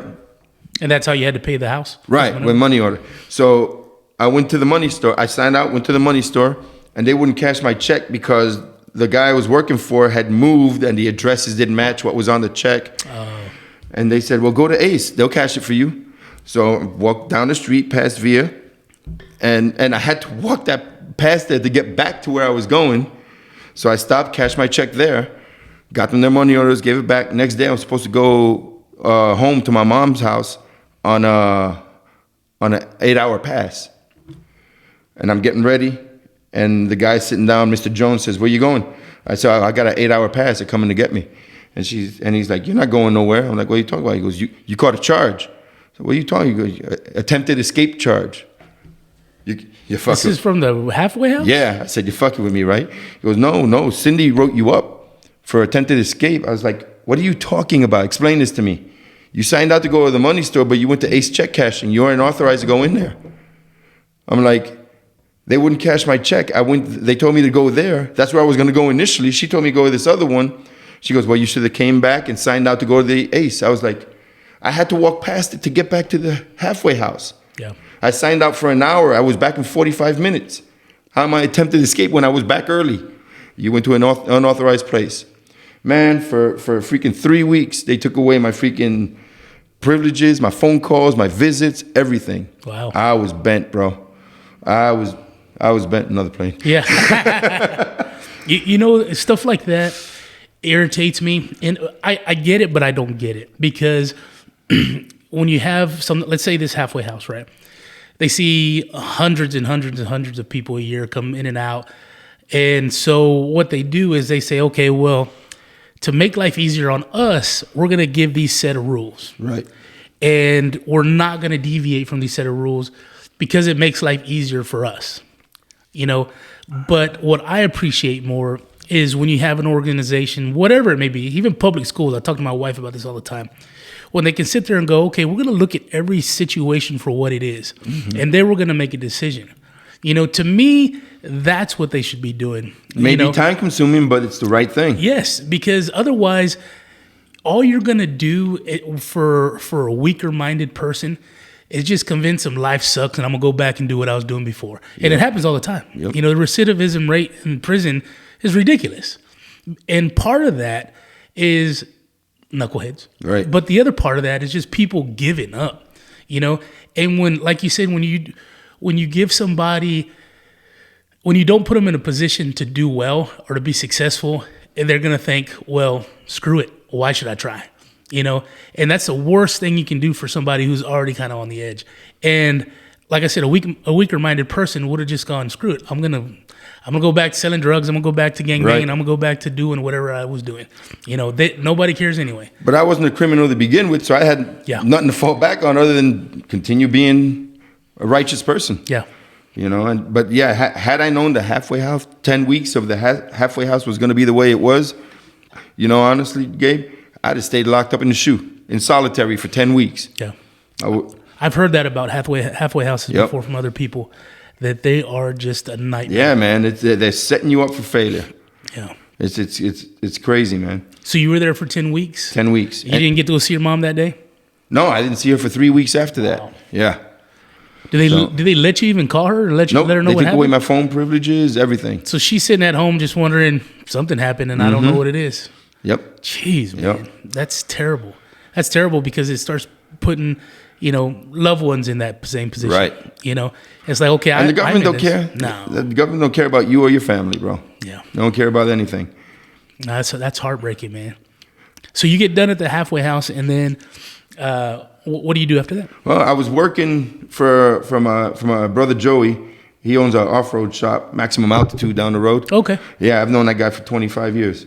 And when I was lucky because before I got out of prison, when I went to the halfway house, I had a job 6 months before I got out. He goes, dude, you're coming to work for me. Okay, good. So I got out of the halfway house. I got out of prison, went to the halfway house. I was working for my buddy Joey, and after that, I started working at Harley Davidson. I was a parts guy there at Harley, Alamo City. Alamo? Yeah, for about 2 years. And dude, I was just trying to get back to being life. And a lot of my cop friends says it took me almost 2 years because I kept asking Joey if I can use the restroom. Yeah. And he's like, dude, use the restroom, go. When I get on my motorcycle and take a ride, if I was getting too close, if I gone too far, I was like, man, I should turn around. I shouldn't be this far. Yeah. I just didn't know if it was okay for me to go, and I was free. I was already out. It's amazing that 2 years changes your mentality that quick. It institutionalizes you quick, man. And for the past 2 years, I was told what to eat, when to go to sleep, when to wake up. Yeah. And then all of a sudden, I'm making decisions for myself again, and it was kind of crazy. But I ended up there was a guy that came into my life from Houston. He owns a restaurant in Houston, and his name's Ed Hendy. My phone rang one day in 2006. I'd just gotten out, and I was at San Antonio College because I was registering to go back to college. While I was out on bond, I had started college, and I was going to keep on using my benefits, my GI Bill. Oh, so they hadn't taken those away from you from the... While I was in prison, they did. Okay. Yeah. While I was in prison, they did. But when I was out, I can use them again. So, because to the government, I got an honorable discharge. I didn't do anything to the military. Yeah. So my phone rings. It's this guy from Houston. He goes, hey, my name's Ed Hendy. I'm a restaurateur, aide to Congress. And somebody was telling me your story. I want to hear it from you. I was like, who's this? And he's like, my name's Ed Hendy. And I was like, how'd you get my number? It's not important right now. And that was in 2006. And to this day, he still hasn't told me. I just talked to him on the way here. Mm-hmm. And I told him my story, and he says he didn't like it, and he's working with Congress and stuff like that. And he goes, if you were to give me the opportunity, if you would give me the chance, I'm in a position to help you change your life. And I was like, you're what? You're in a position to what? Change my life? Who are you? So I said, yeah, right, sure. Well, that man's been the biggest blessing that I've had. He's my mentor. He's my buddy. He's very, very well known and well. He's well placed. Yeah. And he's put himself in a good position. Yes, a very Christian man. And man, there ain't nothing that man won't help me with. If I need guidance, if I need help, if whatever. And I say this all the time. I've had so many people come into my life since I've been out of prison and helped me get a pardon and all that stuff.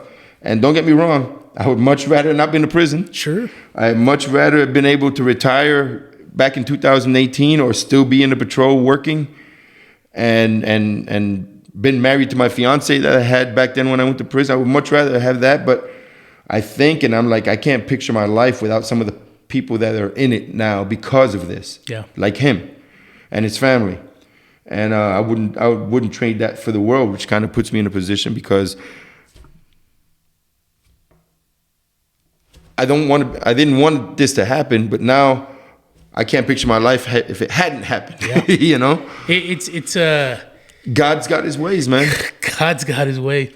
You know, it's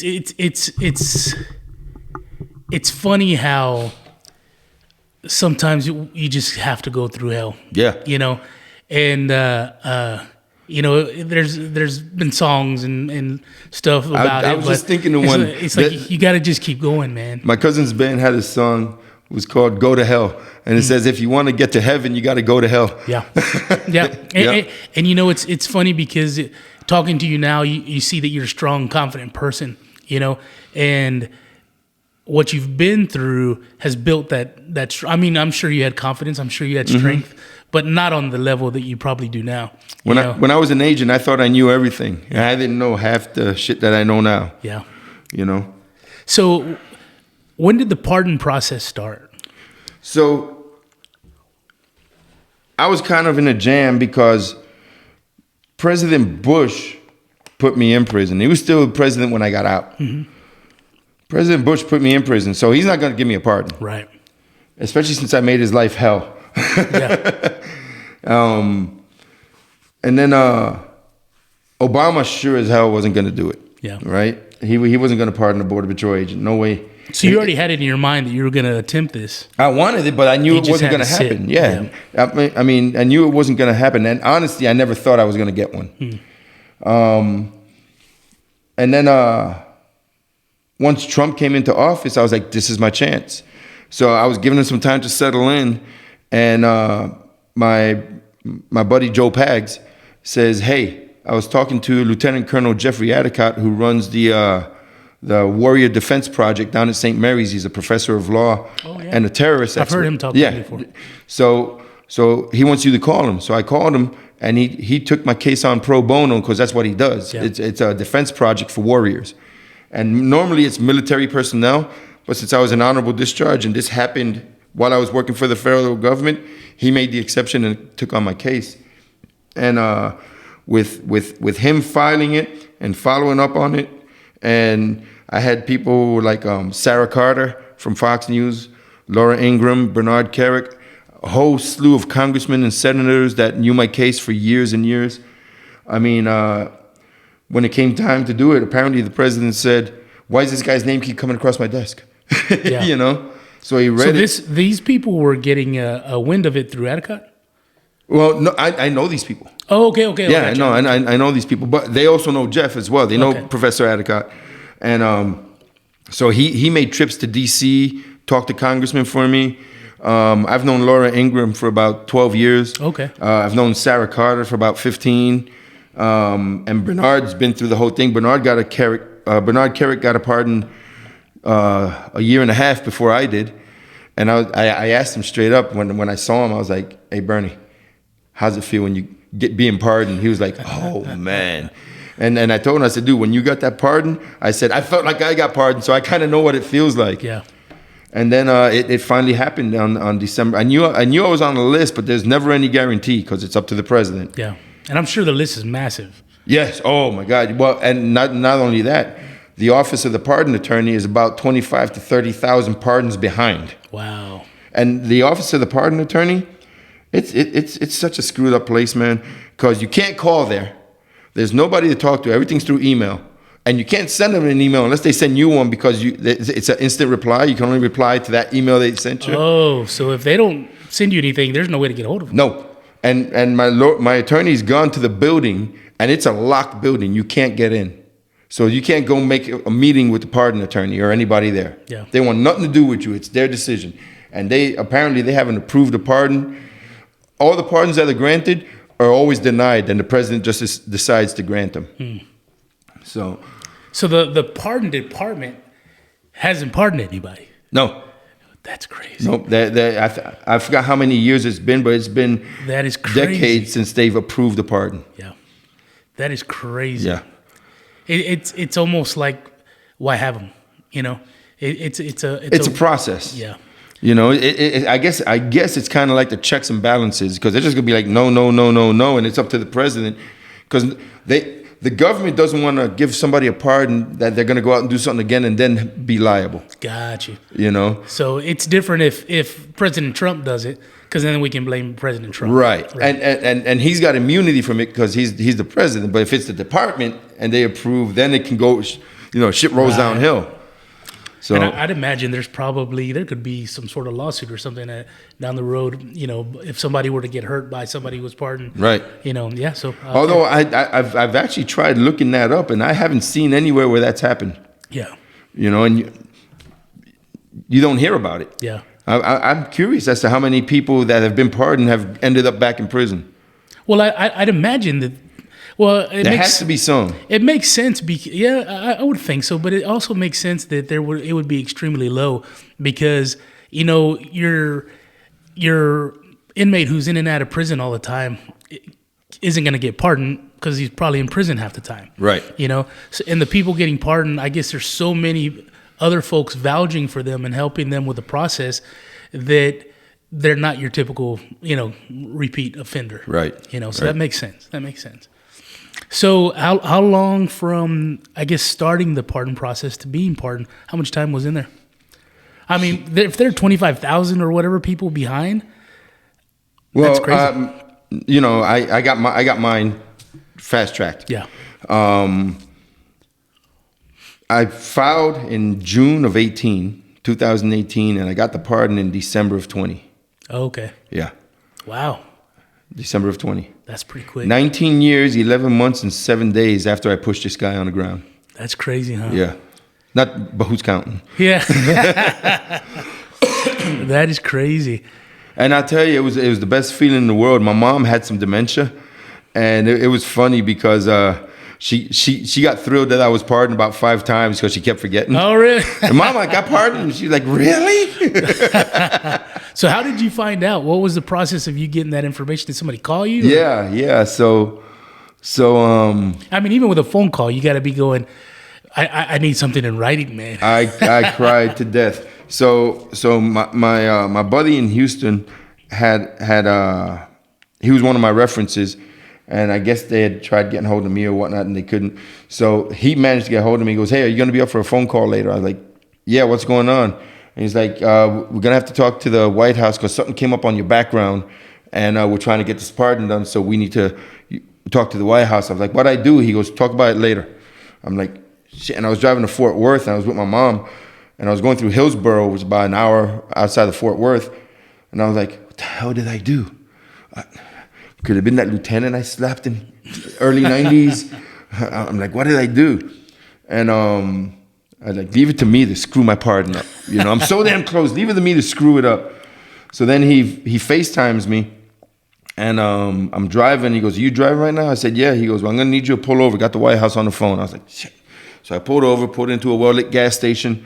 I said, what you got? He goes, yeah, they want to talk to you. So person on the phone, I said, hey, this is so-and-so. And I was like, what did I do? And they're like, well, we just want to let you know that on behalf of the President of the United States, Donald J. Trump, we want to congratulate you on a full and unconditional pardon that he just signed for you about an hour ago. That's crazy. And I was like, what? And I said, is this for real? And yeah, it's for real. And then she started reading me the press release. And she's writing the press release, me being the man I am, I was like, I started crying. My mom was like, what? What happened? I was like, Mom, this is good. Don't worry. And I just cried my ass off, man. And let me tell you, since before I hung up the phone with them, my phone started ringing because they called me right when the press release was out. Right? Because apparently they tried getting hold of me. They couldn't, so they got hold of him and let him know that it's been done, but they couldn't tell me nothing until the press release is out. Right. So I was like, thank you so much, man. Thank you. And then I looked at my buddy. I was like, you're a jerk. He sent your anxiety through the roof. Oh my God! For an hour and a half, I was like, but bro, from that night through that weekend and that week, I got almost 3,000 phone calls. Really? Yeah. I got calls from people I haven't talked to in 20 years. I got calls from about 50, 60 Border Patrol agents that I didn't know that said, I've heard about you. Congratulations. I've been in the patrol for 15 years, and so was my instructor that worked for you and told me your story. And I had one guy said that he's been in the patrol for 5 years, and I'm the reason he joined the Border Patrol. Really? Yeah. I'm the reason he joined, because he wants to become the chief and make things right for the agents, you know? And I got That's big. I got a lot of phone calls, and I still got like, in my phone, I still got like 100 texts that I haven't even answered from December of 2020. Wow. Because I probably got like 1,000 texts, man. So did you process it right away, or were you just in disbelief? Or it took me about 3 weeks. Yeah. 3 weeks later, I was with my girlfriend, and we went to church, Cornerstone Church. Been going there since 2009. And that's another story. And after church, I decided I want to go take a drive out to Bernie, go to Black Rifle Coffee. Mm-hmm. And went there, got me a cigar, and I sat outside.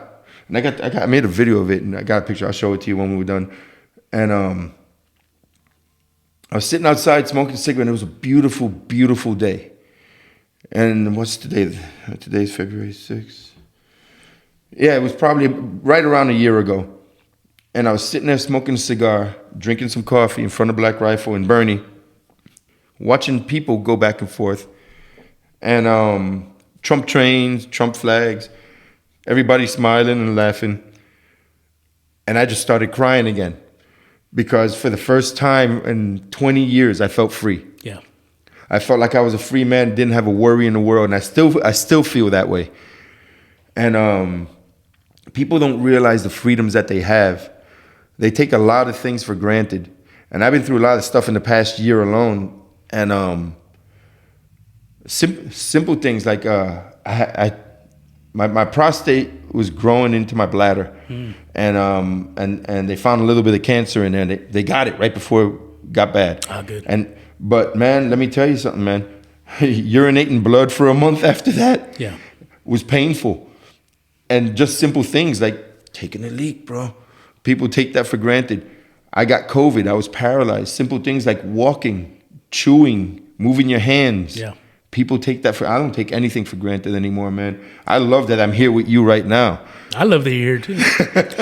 I mean, it's just the freedoms that this country's not perfect. Yeah. This country is far from perfect. You can even say this country's fucked up. Sure. All right? And it may be fucked up. And a lot of things that happen here and the way the government is run is pretty fucked up.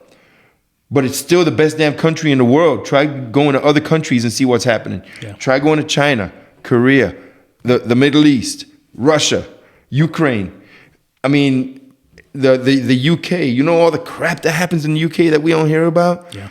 I mean, this is still the freest and best country that there is. And people are running around here acting a fool instead of enjoying the things that it provides. Yeah, there's been a lot of, I think, manipulation of people's thoughts. Yes. You know, and one thing that, when I talk to my wife, I talk to other people, one thing that I think people don't understand is we are a very young country. And what we've done, I'm a bicentennial baby, man. 76? 76. I remember that year. So I'm 45, so I always know how many years we've been in the country, right? So I tell people, I'm like, for 245 years, think of what we've done, And even when people go, well, what about slavery and things like that? And I get that was a terrible thing. But I told my wife, I said, what people don't understand is we were under the king's rule when that started. If in 1776, from 1776 to like 1860, whatever it was less than 100 years for us to abolish slavery. Right. That's a hell of a thing to do for such a young country, And 145 years later, they're still complaining about it. Yes. Yeah. But even with the things that we've done wrong and things that we've done negative, for being such a young country, when you compare it to the things that China still does today, we're a hell of a country, man. Yeah. And I think people like to push the fact that things we've done in the past and the negatives that we've done in the past because they're trying to ignore the way things are now. Right. We've never been more inclusive of everybody than what we are now. I agree. I believe some division came through during the last administration. Oh, yeah.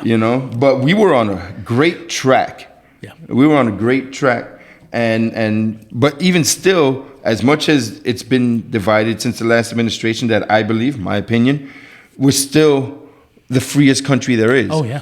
Because ain't nobody, there was nobody out there picking cotton. Yeah. The only cotton they pick is getting their laundry out of the dryer. Yeah. Really, what did you suffer? Don't blame me for it because I didn't do it. I talked about you earlier. We talked about you dedicating your podcast to certain people.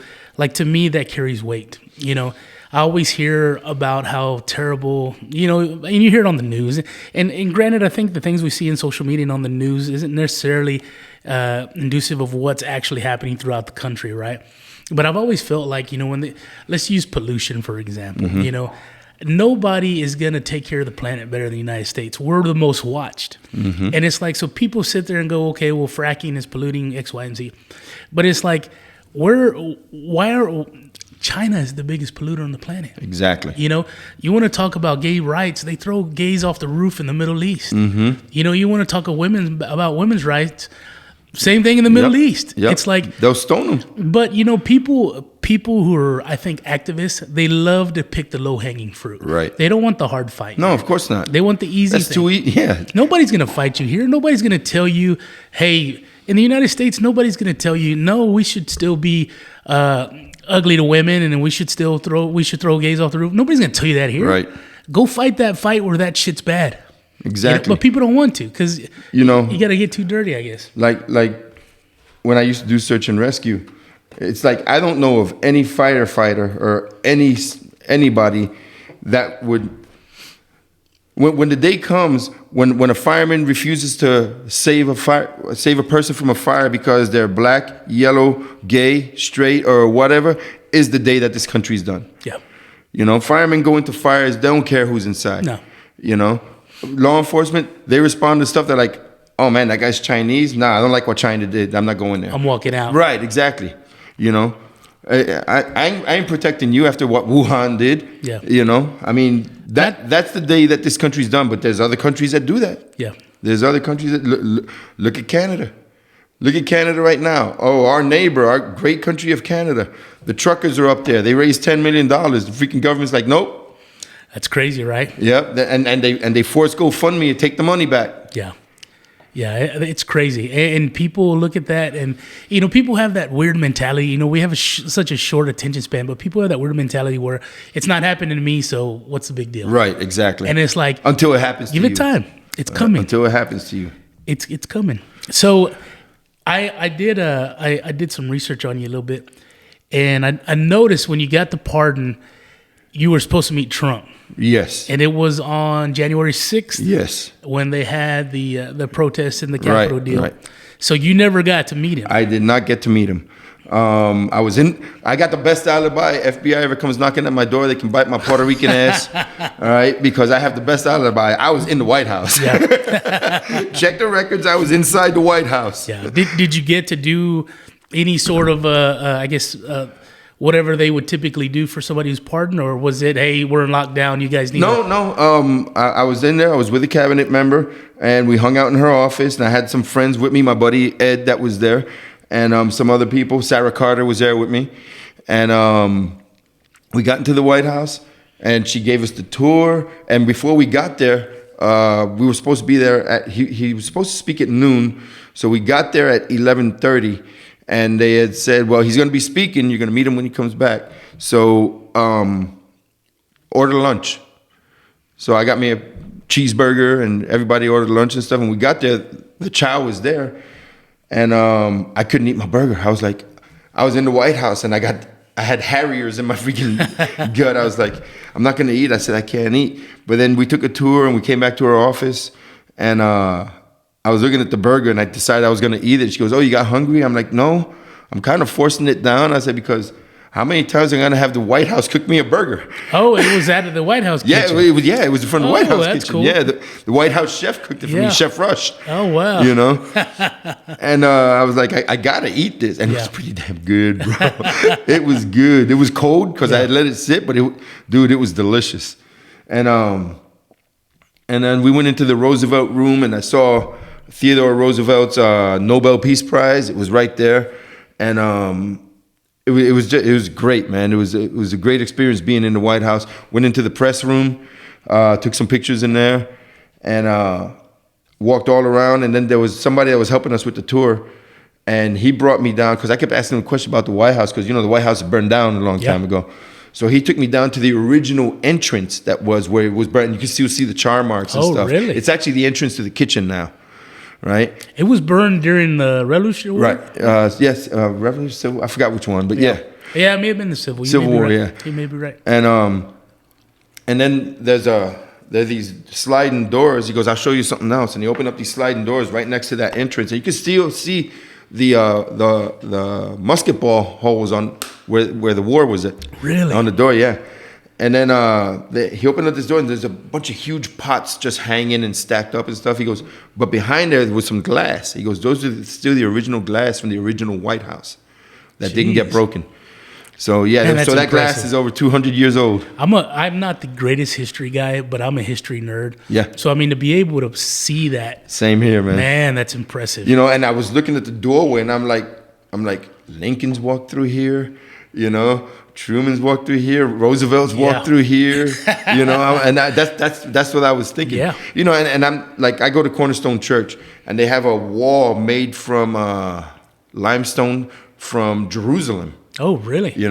And it's got a prayer up top, and it's got a bunch of little notes that people stick in there for prayers, right? Is that from the Wailing Wall, or is it just similar to the Wailing Wall? It's similar. Yeah, it's similar. Yeah, these are stones from limestone from the streets of Jerusalem. Wow. So every Sunday when I come out, I give them a goodbye prayer and pray right there. And I always think Jesus could have walked on these. Yeah. He could have. Yeah. And then I think that every time I'm like, this is really sacred to me. Jesus could have walked on this. Yeah. I tell people, my wife thinks I'm boring, but I always, we've been by the Alamo. Well, this is one of the most boring podcasts I've ever done. Let me tell you. I apologize, but I've told her before. We'll go to the Alamo and I'll just stare at the stone, and I'm like, some dude over 100 years ago worked this stone and put it into place, and I love just looking at it and seeing the marks in it, and it's like, and I look at her, I'm like, isn't that impressive? And she's like, let's go eat. I'm like, all right, never mind. They don't get it, man. They don't get it. Get it. So, I get that once you were pardoned, you almost had new eyes, right? You saw the world a lot differently. But sure did. What was the first physical thing that changed for you, getting that pardon? Well, I got it on a Thursday. I got it on a Wednesday night because Thursday was Christmas Eve, Friday was Christmas Day. So I was up in Fort Worth with my mom, and spent Christmas Eve up there, and then I had to come back because I was going to have my daughter for Christmas Day. Okay. So got it Wednesday night, hung out in Fort Worth on Thursday, Christmas Eve, did that. It was cool. Still getting phone calls, still getting texts. My phone was like ding, ding, ding, ding, ding. It didn't stop. And so early morning Friday, around 7 a.m., I was driving back to San Antonio. I was with my mom. And I'm cruising down the road. That's when I realized that everything was better. Yeah. I said the sky was bluer, the air was cleaner, my truck ran better. You got better gas mileage. I got better gas mileage. I was just driving down the road, and I was like, everything was lifted off my shoulders. Yeah. And then a few weeks later was what I told you earlier. That's when I first started feeling free, because it took me a while to realize that this really happened. I couldn't believe it. I could not believe it. And it's really good being free. Yeah. Yeah. And I wear T-shirts all the time that say free. My favorite songs become Kid Rock's Born Free. Oh, yeah. That's a good one. Yeah. So I know you'd gotten in the. Oh, you'd mentioned that you actually had met my brother Eddie. You were trucking. Yes. But after you got the pardon, did you? Was life different? Like, could you not take certain jobs anymore? Or well, honestly, it's. I've been kind of. The reason I wanted the pardon, one big reason was because I worked in the oil field a lot, and I could never get from that laborer position, that truck driver, field guy, into management because I couldn't pass the background because I had that felony standing there. So, but before the pardon, I got the pardon in December, and I've been taking care of my mom since that summer. She was 80. She just died while I was in the hospital not too long ago. And I'm sorry to hear that. I did hear that in the podcast with you. Thank you, man. And I was taking care of her, so I really hadn't gone after another job because I couldn't leave her alone. I was a caretaker. So I was taking care of her, and so I really haven't tried the new job thing yet. Yeah. And I do real estate, so I kind of work for myself. How long have you been doing real estate? Since 17. Okay, so you've been in for a little while. Yeah, so I'll sell some houses, bank some money, then I won't work. Well, I see you. I mean, you're all over the place, man. I am. You really are. Like, you see people that I guess we'll say public figures, and I don't see anybody hustling like you, man. I try, man. I'm trying to make a difference for the state of Texas, for the country. There's a lot of good men out there that need to be in office. Yeah. I believe my buddy Chad Prather needs to be the next governor of Texas. The reason I say that is something real simple. I've reached out when I was trying to get my pardon. I've reached out to the governor of Texas. I reached out to the lieutenant governor, who I know personally, and he knows me. I've reached out to Alan West. Right, when Alan West wrecked his motorcycle, I went to the hospital, brought him some magazines. I didn't get to see him because it was COVID, but I gave him to his daughter, my card. Didn't get an answer from anybody that I was reaching out to. And somebody told Chad my story, and he reached out to me on Instagram and said, hey, man, somebody was just telling me your story. I want to hear it from you. And I told him I'm trying to get a pardon. He goes, let me see what I can do. What he did, I don't know, but that's what I wanted in the governor, somebody that'll reach out to the people, because he didn't have to reach out to me. Yeah. I think that's part of, for a while, this is one thing that I think people don't get, and this is one thing that I think that I do get, and I wish more people did. But you can have a side. You can be a Republican, you can be a Democrat, you can have a politician or whatever. But what people need to understand is when your guy wins, when your person wins, when your woman wins, fairly, when they win, you still got to hold them accountable. Yes. Most people go and they say, well, my person's in there, my lady's in there, my guy's in there, so I can kick back. Right. And it's like, no, you still got to watch them. Yes.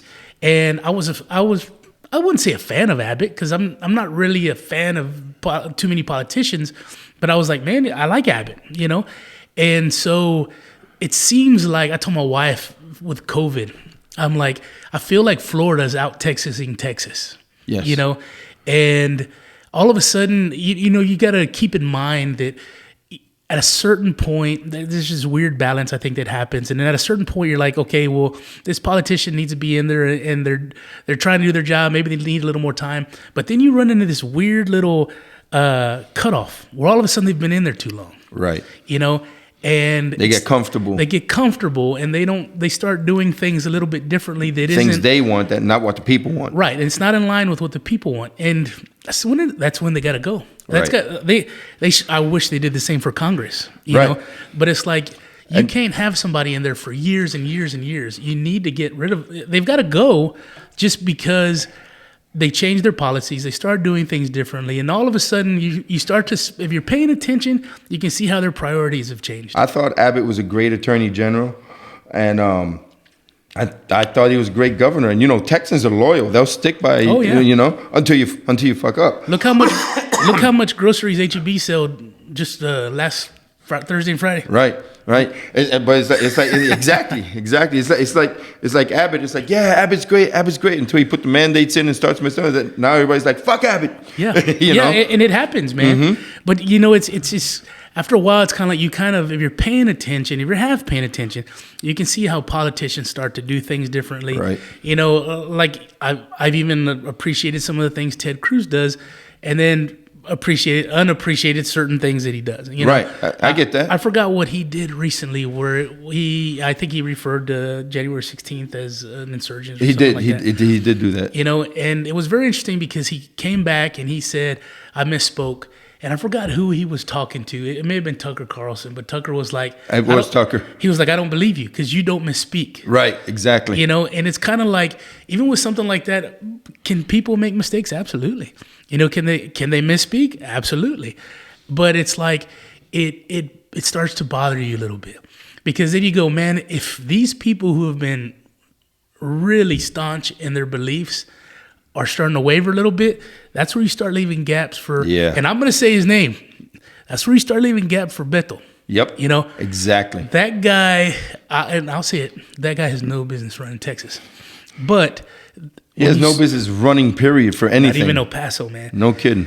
You want to talk, when you had this, when the mentality was stupid and it was I forgot what they called it, cultural appropriation, but yet they're cool with, Francis running around calling himself Beto. Right, exactly. And the other thing, they take away the Washington Redskins, but this dude can call himself Beto. Yeah. I told, this is stupid. I'm going to say this anyway because it's on my heart.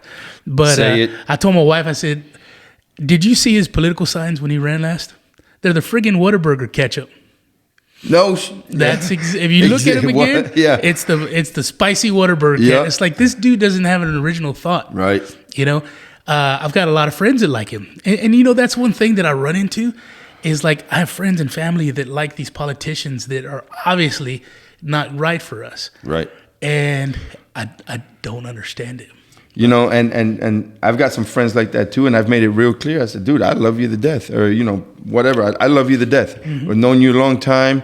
We're like family. Let's not talk politics. Yeah, because we're not going to agree, and we're going to get into it. Yeah, that's probably a lot of people best. don't like. A lot of people can't stand Trump. Yeah. I'm like, and to me, you can't. Don't talk bad about the man in front of me. Period. Yeah. No, and I understand. You're entitled to your opinion. Keep it to yourself when you're in front of me. Yeah, and that everybody has their thoughts on him, and one thing that people fail to see, and I had a hard time with it too, like with my parents. Just one thing that I learned, because I try and really take myself out of certain situations and just kind of view them with just a clean mind, is when, like my parents, they have certain channels and they watch them all the time. When that's all you're ever being fed, you don't know that there's any other information. Right. When to you, CNN is news and that's all you watch, you don't know that anything else is happening. Right, exactly. Telemundo. Yes, and so that's the hard part. And if you really sit down and talk to a lot of people that vote Democrat, if you sit down and talk to them, they're actually very conservative. Sure. They're just used to voting Democrat. Yeah. Yeah. And it's like, why do you do it? Well, I've always voted. Why? They can't tell you why. No, they can't. Is it because of this? And you start explaining your values to them. Well, yeah, I believe in that. Well, then you're a conservative. You need to vote Republican. No, I'm a Democrat. Yeah. It's hard to get people off that mentality, man. It really is. And a lot of times I sit there and I go, I don't really consider myself, I guess, Democrat or Republican. I'm a conservative. I'm a conservative guy. And it's like if I see something that doesn't feel right, I think, was it Tulsi Gabbard? I mean, she says things from time to time where I'm like, I agree with that, There's not a whole bunch of Democrats that say things from time to time that I agree with. Right. She's one of them. Right. But it's like all of a sudden people years ago have said, I'm investing in this party, I'm investing in that party.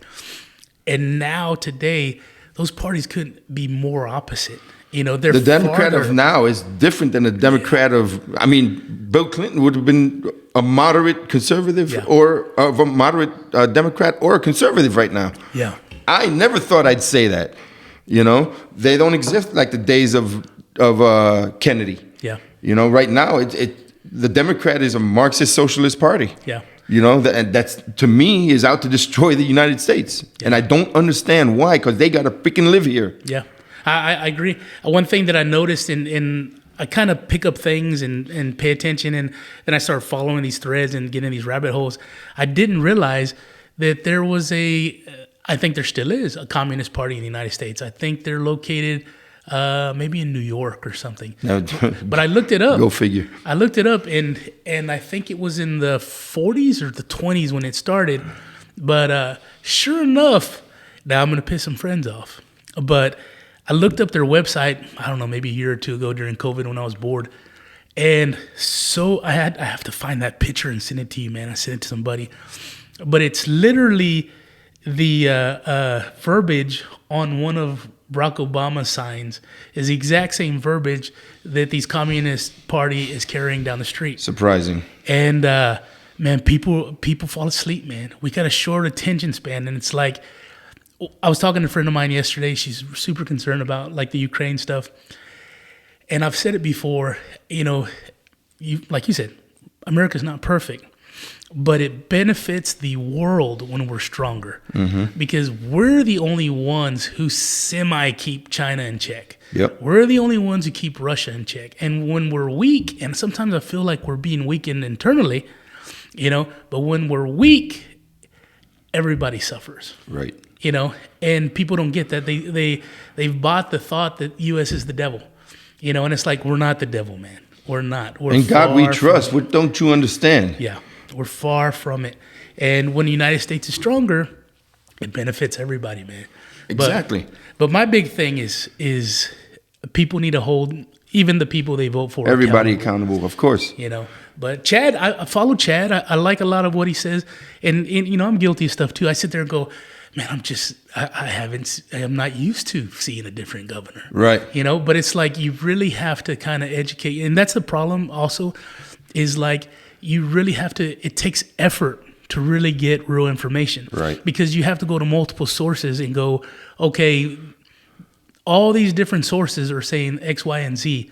So you start following the thread and you go, okay, that must be the truth, you know, because you can't go to one place and go, because you're getting everybody's spin, you're getting everybody, you know, the information they want you to have. Right. So you have to educate yourself by going to just different places.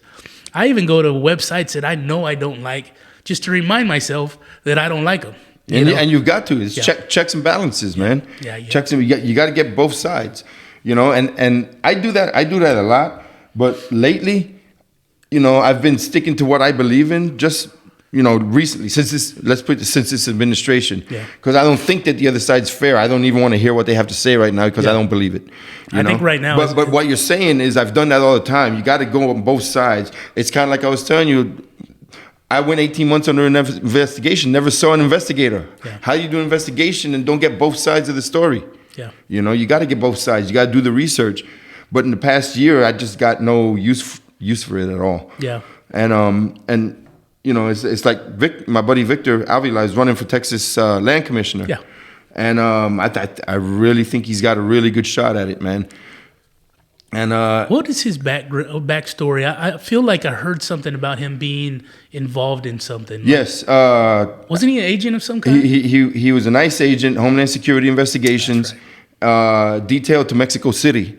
And 10 years ago, this month, in February, him and his partner, Jaime Zapata, were ambushed by the Zetas as they traveled in an armored Suburban. Wow. Down in Mexico. In Mexico, yeah. They were going from Monterrey, picked up some equipment in Monterrey office, and were heading back to Mexico City.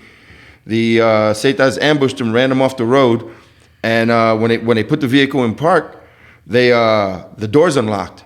So these guys came out with AKs. They opened the doors, so they closed the doors and were trying to lock them, but they managed to open the windows on each side about 3 inches, and they stuck the AKs in through the windows and started shooting.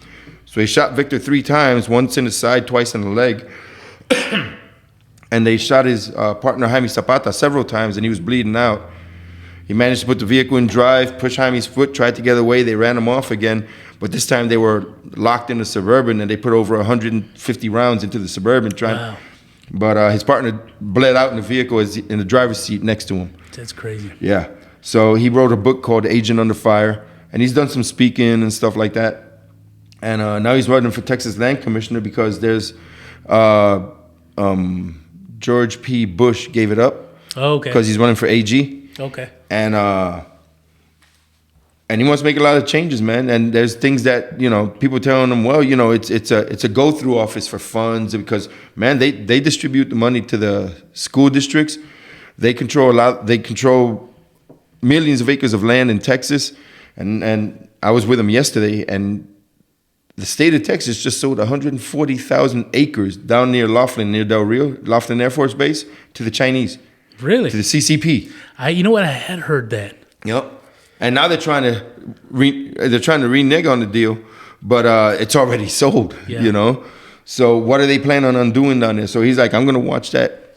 I'm going to watch every part, and of course he's going to focus on the border. Yeah. The border's a mess right now, and the border's huge with people I know, man. Yeah. Coming from South Texas, it's scary. There's people. I have to tell you a story a little later off this because I don't want to upset anybody, but. It's huge, man, and it's everybody. Everybody has concerns, levels of concerns. People I know, and down in South Texas, it's a huge concern. Right. You go to the valley, and we've got a lot of family down there, and it can be scary at times. Yeah. That drive down there. I never go to the valley without packing heat, man. I don't go anywhere without packing heat anymore. Yeah. Now that I can. Now that I can, I usually carry 3 guns. Yeah. But people I guess up north, like I've seen photos from friends of mine with dead illegals on properties and just damage that they've done and things that they've done to people, and man, it's brutal, and people don't get that.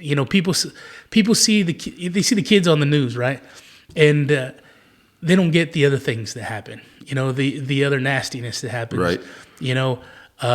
Kids getting abused and sexually assaulted. Left in the middle of nowhere. Oh, those videos were terrible, man. Yeah, left in the middle of nowhere. Kids getting abused. Kids getting beaten. Kids bodies found because they got left behind. Yeah. I mean, it happens every freaking day on the border. Yeah. Every day on the border. And, these people coming here, everybody's like, well, we're a land of immigration. We're a land of legal immigration. Right. Yeah. I want everybody in the world to come to our country legally. Yeah. Legally. Don't be a public burden. Don't be a criminal.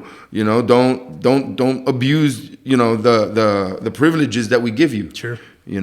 I don't know if you saw it. You may have, because it was pretty prevalent maybe a year or two ago, and I may have been in Arizona, but they showed I guess a coyote or somebody dropping 3 or 4 year olds over the bridge. I mean, over the fence. The fence. Yeah, that was in Yuma. Was it in Yuma? Yuma, yeah. In the middle of nowhere, man. Yep. At night, and it's like, that's terrible. Did you see the video of the little boy screaming not to leave him alone? No, I didn't see that. that. No, you never saw that one? Yeah, little boy, he was screaming like, no me dejen, por favor. Yeah, he was screaming at the top of his lungs. Broke my heart. And those 3 little girls or whatever it was, left on a ranch too. And it's like, those are just what we've seen. Yeah. There's a guy named Jorge. Man, I forget his last name, but he's on Instagram a lot. He posts a lot of stuff, and I think he was in Yuma, and he was talking about these Haitians coming across the border. He said, and then some Mexicans had come across. And they walked up to him and said, hey, give us a ride into Arizona. And he says, no, I'm not giving you a ride. And they said, we'll give you an 11-year-old girl. And he said, Border Patrol. He says, I'm not giving you a ride. He said, about that time, Border Patrol starts pulling up. He said, in the Haitians or whatever it was ran to the Border Patrol. He says, those 2 Mexicans ran back to Mexico. And it's like, we were paying attention to the wrong things. Yeah. So being able to have child and human trafficking is a real thing. Yeah. Happens more than you can imagine. Yeah. And to be able to have somebody like Avila that's experienced that, and lived through those experiences, as a politician here and being able to watch stuff like that, that appeals to me. Those are the kinds of guys that I go, that's what I'm looking for in a politician, is somebody that has that experience. And I follow politics. I've never been a big politician, but I'm on both their campaigns right now, as a volunteer, and I help them out as much as I can, because that's really what we need. Yeah. I got a little joke. I always tell Victor laughs at it, because I introduce him a lot when he's giving speeches. Okay. And I always say that he's running for Texas Land Commissioner. I'm running for Texas Land Commissioner driver. Hey, that's not a terrible job, man. No. So I guess I'm sure you still keep up with a lot of Border Patrol agents and stuff like that. So when somebody's giving, I guess, directives towards the agents, where's that coming from? Who's the top brass on that? And how does that get disseminated down to the guys and ladies working in the Border Patrol? Well, the chain obviously starts at the president. Okay. It's what the president wants. Yeah. That goes to the Secretary of DHS, which is right now Mayorkas, or Okay. Mamonkas, as the patrol's been calling him. And then from there, he'll go down to the CBP commissioner, which will end up being, the CBP commissioner is equal to the chief of the Border Patrol. Okay. All right.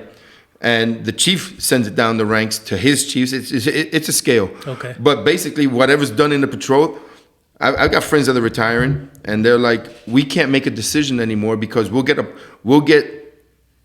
policies in the morning, and by the afternoon they've changed on how we do things. You know, one minute we're sending them back, 1 minute we're not sending them back. 1 minute we're bringing them to the airport, and next minute we're bringing them to the bus station. You know. Things change all the time, and the agents can't keep up with what they're doing. I got agents that are management, and they're telling me that they've got 85 miles of unprotected border. Nothing, not a single agent, because everybody's in there processing. You know, and they've started farming out processing, but their processing is getting done wrong. Yeah. They're bringing agents in from other agencies, air marshals, U.S. marshals, Secret Service, to go in there and process. They've even got IRS agents in there processing. And because it's so overwhelming, you don't have enough agents to do it. They're not on the line. In Arizona, in Tucson, I think it's Highway 85 or 86 or something, the DPS out there is chasing people every night, and they're having bailouts every night, and there's no agents to help them out. Once they go into the brush, like I said earlier in the podcast, DPS ain't going to go running out into the brush in the middle of the night with 30, 40 aliens out there. Yeah. You know, Border Patrol, it takes one of us to go after them because that's what we do. Yeah. It's all we know. They're not going to do it. Yeah. It's not. Plus, once they catch them, they got no authority to arrest them. They don't have an immigration authority. That's strictly held by the federal government. Jeez. So, yeah. So why are we even bothering? You know, And I guess that's the hard part, man, is, you know, it feels like, you know, you describing those orders changing constantly. It's like, well, is that incompetence or is that designed confusion? You know, it's like it can't be both, or can it be both? Well, I think it's incompetence, and it's just them being mean. So you've seen the recent video that's been all over the place of Chief Ortiz yelling at the troops. Yes. All right. So he was going to go visit Eagle Pass, right? And they put out a memo that said you can only ask certain questions. I heard about that. There's no recording. They're going to check everybody for phones. They're checking agents for phones and recording devices. You can't get loud with the chief. So basically they're telling you, don't talk back. Yeah. Now we got your hands tied. It happened once. We're not going to let it happen again. Yeah. So, I mean, who the fuck does he think he is? Yeah. You know? I was going to ask you about that because I was watching that video when he was in Laredo. Right. And I didn't quite know what I was watching, in the sense that I felt like a little bit of me felt, okay, here's an authority figure with zero authority. Or is here a guy that's just part of the incompetence, you know? Both, because he's lost all the respect of the field agents. Oh, yeah. I mean, that was obvious. He's a joke right now. Yeah. All right? And the sad part to me is he used to be a sector chief of, I forgot if it was McAllen, Rio Grande, somewhere in the valley. He was a chief down there, and he was also the chief of Del Rio. And apparently when he was sector chief, he was a great chief. I never worked for him, but he was a great chief. Agents loved him, and he stood up for the agents. But once this administration replaced Chief Rodney Scott with him, he's become the yes man. Yeah. You know? And there's another thing going around because Border Patrol agents are pretty proud of being Border Patrol agents. Sure. There's a big esprit de corps that goes on with being a Border. I've been out of the Border Patrol since 2004, and I still bleed green. Yeah. You know, because we are mean green, you know? Yeah. And the DHS secretary was down there, and he had a border patrol jacket on. Somebody gave him a border patrol jacket or whatever, and agents had a freaking knip shit, man. They were like, "When did you graduate the Border Patrol Academy?" Not only is he a crappy DHS secretary, he's wearing our uniform. Yeah. You know, and they asked him, "When did you graduate the Border Patrol Academy?" And they were like, he's like, "I didn't." He goes, "Then why are you wearing our patches?" They said that to the DHS secretary. That's kind of the shit they do in Mexico. Is You it? know, when you see the politicians wearing the military uniforms, it's like, was it earned? You Yeah, know? exactly. And I seeing that video and watching the guys have had it with him. And they were asking legitimate questions. They really were. They're like, "This is our reputation. This isn't you. This is us. Yeah. We're out here lying to the people. It's the oath." Yeah. And I told you that earlier. It's the oath. The oath means something. You know, I took the oath twice, when I joined the military and when I joined the Border Patrol plane.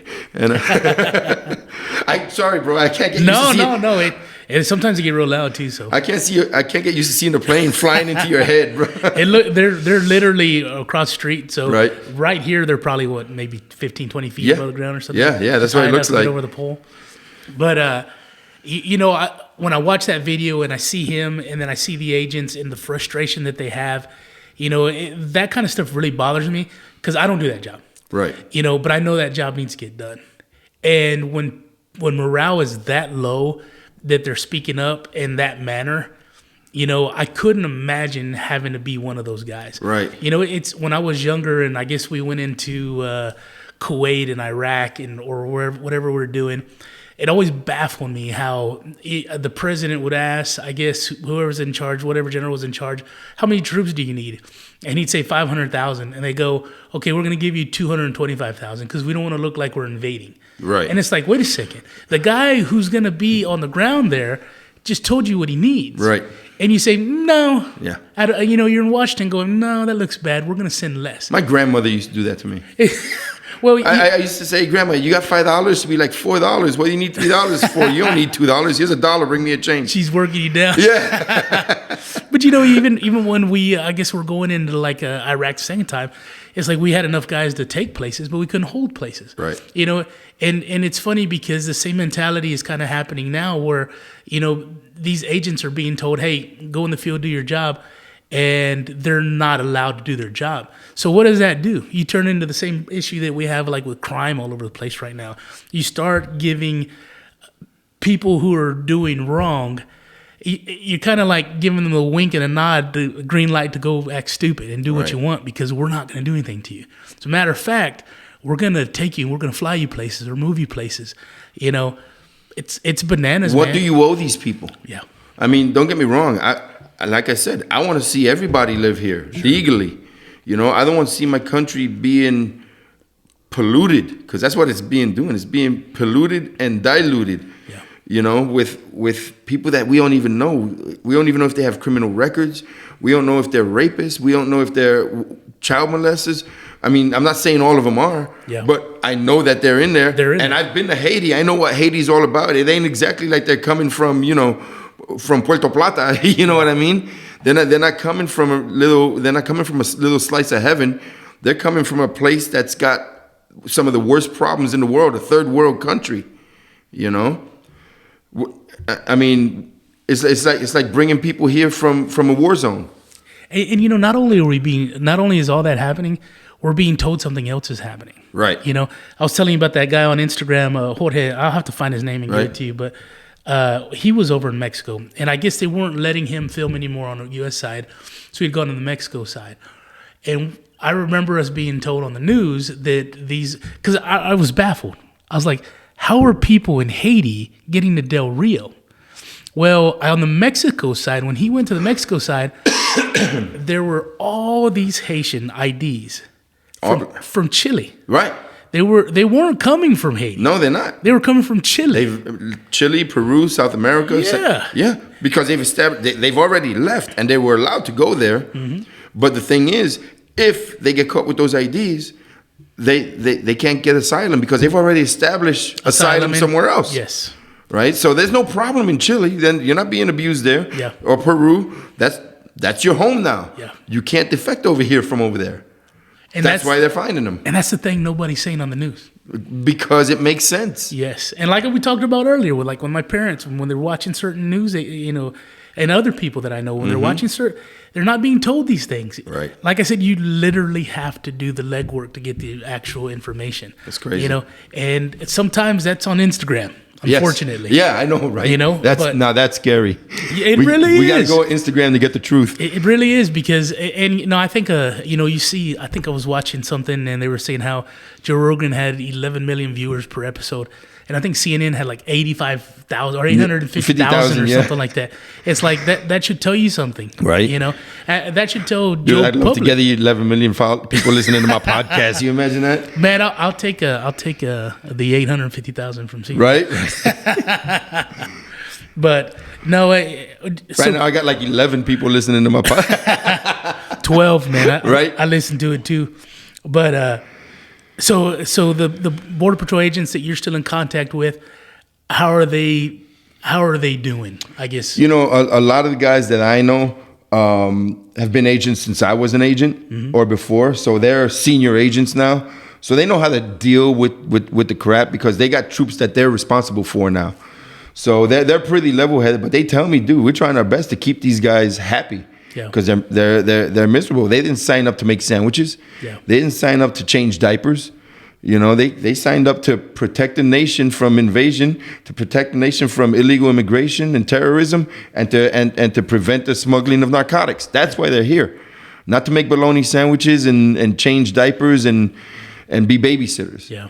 And a lot of people were telling me that about these facilities that they're at, these tents or whatever, and why are they so overwhelmed? Why can't you just hold on? Well, the Border Patrol isn't designed to be a corrections agency. Right. It's an apprehension agency. All right. So we catch them, and longest we're trained to hold them is about 72 hours.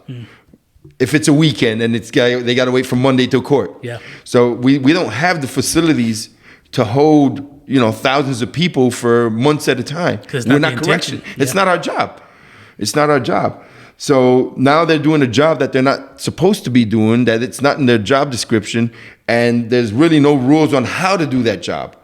So they're making it up as they go. Yeah. Because that's the cards that they're dealt. They don't have a choice. That's what they got to do. And I would imagine one thing that I would hear on certain locations and stuff is with all the processing of illegals, you literally just made it easier for cartel to do more business. Oh yeah. So things that I guess you're privy to, what are some of the things that we're not quite seeing that's starting to come across the border? There is a ton of meth and fentanyl coming across. They've caught so much fentanyl. Last time I checked, they said they can kill the whole state of New York. Really? Yeah. I mean, because it doesn't take much. Yeah. And that stuff right now on the streets, 1 in every 4 pills is counterfeit. Oh, really? And kids are dying. Yeah. Kids are dying because it's not that they're drug addicts or anything. They're experimenting. They're young. Yeah. And they're getting hit with these pills because they're mixing it with everything. And apparently it's so easy to make down there now. And the amounts that are coming across, I mean, I think they said like a pound or two of fentanyl can kill a whole state. Wow. And it's what are they doing with it? Are they planning something? I mean, that could be the next terrorist attack. It may not be a World Trade Center. It might be, hey, let's pour this into the water system like they did in Batman. Yeah. I mean, even if you ground into powder and blew it off the top of a building. Exactly. I was talking to a buddy of mine the other day because we were talking about fentanyl, and he was saying that there's something called, I think it's called like confentanyl or something like that. He says like 100 times worse than regular fentanyl. I hadn't heard of that. And it's like, it's scary stuff, man. I saw a video a while back of a police officer in California who was digging through a bag. I don't know if you saw it. Yeah. Passed out. Fell out. Yep. They had to save his life right there, and it's like that stuff's scary, man. That stuff's scary, and that's that stuff you're talking about, like confentanyl. I think that's a Mexican version, confentanyl. You're probably right. I have to ask him. That's probably where it's coming from. But that shit's scary, man, because it can end up in anywhere. Yeah. And like you said, it can end up in the water system. It can end up anywhere. And it literally takes, I think they said it was like a grain of salt to kill somebody. Yep. And this is the future of our country that we're talking about. Like I said, people see it always drug smuggling. Now it's the supply and demand. We want it, so they send it and whatnot, which is true. But who knows? With this stuff being so powerful, that could be the next terrorist attack. Yeah. And that's the way I see it. And the problem is our defense against that are the Border Patrol agents. Right. We're not allowing them to do their job. Exactly. It really is a snake eating its tail. I stood up one time, kind of like the Laredo situation, but not to the chief of the Border Patrol, it was to one of my supervisors. It was really hot, and we were having to fill up these yellow and red igloo water jugs, right? Fill them up with ice and water so we can give water to the aliens, when we caught them and they were dying of thirst, whatever, right? But we were being so overwhelmed at the time. A lot of guys were just taking off and going. And one of the bosses, and we were in muster at the time, and I was on an investigation, so I was working in the camera room next door. One of the supervisors comes up and says, everybody better fill up their water jugs, and they better do this, because if I find out that you're out there without an ice water jug, I'm going to write your asses up. And I kicked the seat in front of me. I was like, this is bullshit. And I walked into the camera room. He comes out, come back out here. He goes, you got a problem giving illegal aliens something to drink when they're dying of thirst? I said, no, I don't, not at all. He goes, then what's your problem? I said, my problem is that you're in here threatening us troops that you're going to write us up for something that's not even supposed to be in the vehicle. It's not on the checklist, but the shit that we need in the vehicle, you won't give us. Yeah. That's the problem I have. Yeah. And it's that's what's going on with these guys. I mean, they're asking for help. They're asking, we need to do this, we need to do that. And the chief's just like, no, just keep on doing what you're doing. You're saving lives. Yeah, but we're not babysitters. Right. We're federal freaking agents. They claim to be saving lives, but at the same time, lives are being taken with the other shit that's coming through the border. Exactly. And it's what was it the guy said, when evil triumphs when good men do nothing? Yeah. Yep. And that's right now that the good men are their hands are tied. Yeah. Exactly. And so, like I said, being from South Texas, the border is a huge deal. Having politicians that'll stand up for what needs to be done and be able to give those men and women the ability to do what they need to do. It's a thankless job. It's a difficult job. But it's an important one, and it's a very important job. We're not treating it like it's important. We're not treating them like they're important, and that's. And it's one of those jobs that if you're an agent, you're never going to win, because, police officers can't profile people. Yeah. Right. But that's how we do our job. It's like you got an excursion. It's riding low in the back, and the kid driving is white knuckling, and he doesn't look like he's supposed to be in that $50,000-$60,000 excursion. This is a drug load. Let's pull it over. Yeah. Because we need reasonable suspicion. We don't need probable cause like most law enforcement. We need reasonable suspicion. So our whole job is different because it's based on profiling. Yeah. Which way are you coming from? Your registration says you're out of Laredo, but you're heading north on Highway 57 towards San Antonio. Why don't you just go the other way? Because that's the closer way, Yeah. Yeah. Or if you're going to San Antonio from Laredo, why'd you come this way and then go that way? It's all suspicious. Yeah. It's a different way of doing law enforcement. Well, I'm hoping this next election cycle starts fixing some of that, man. I think it will, because right as last I checked, there's 26 Democrats that ain't even running. I saw that. I saw that. So right there, we got the House. Yeah. If we take the Senate, now here's the thing: if we do take both of those, God willing, the GOP has to do their freaking job and stand up to the administration. Yeah. Because they got nothing to be scared of anymore.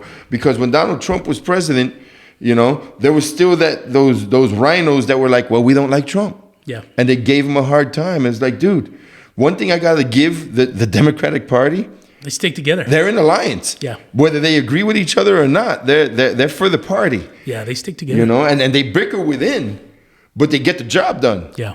That's one thing they do well.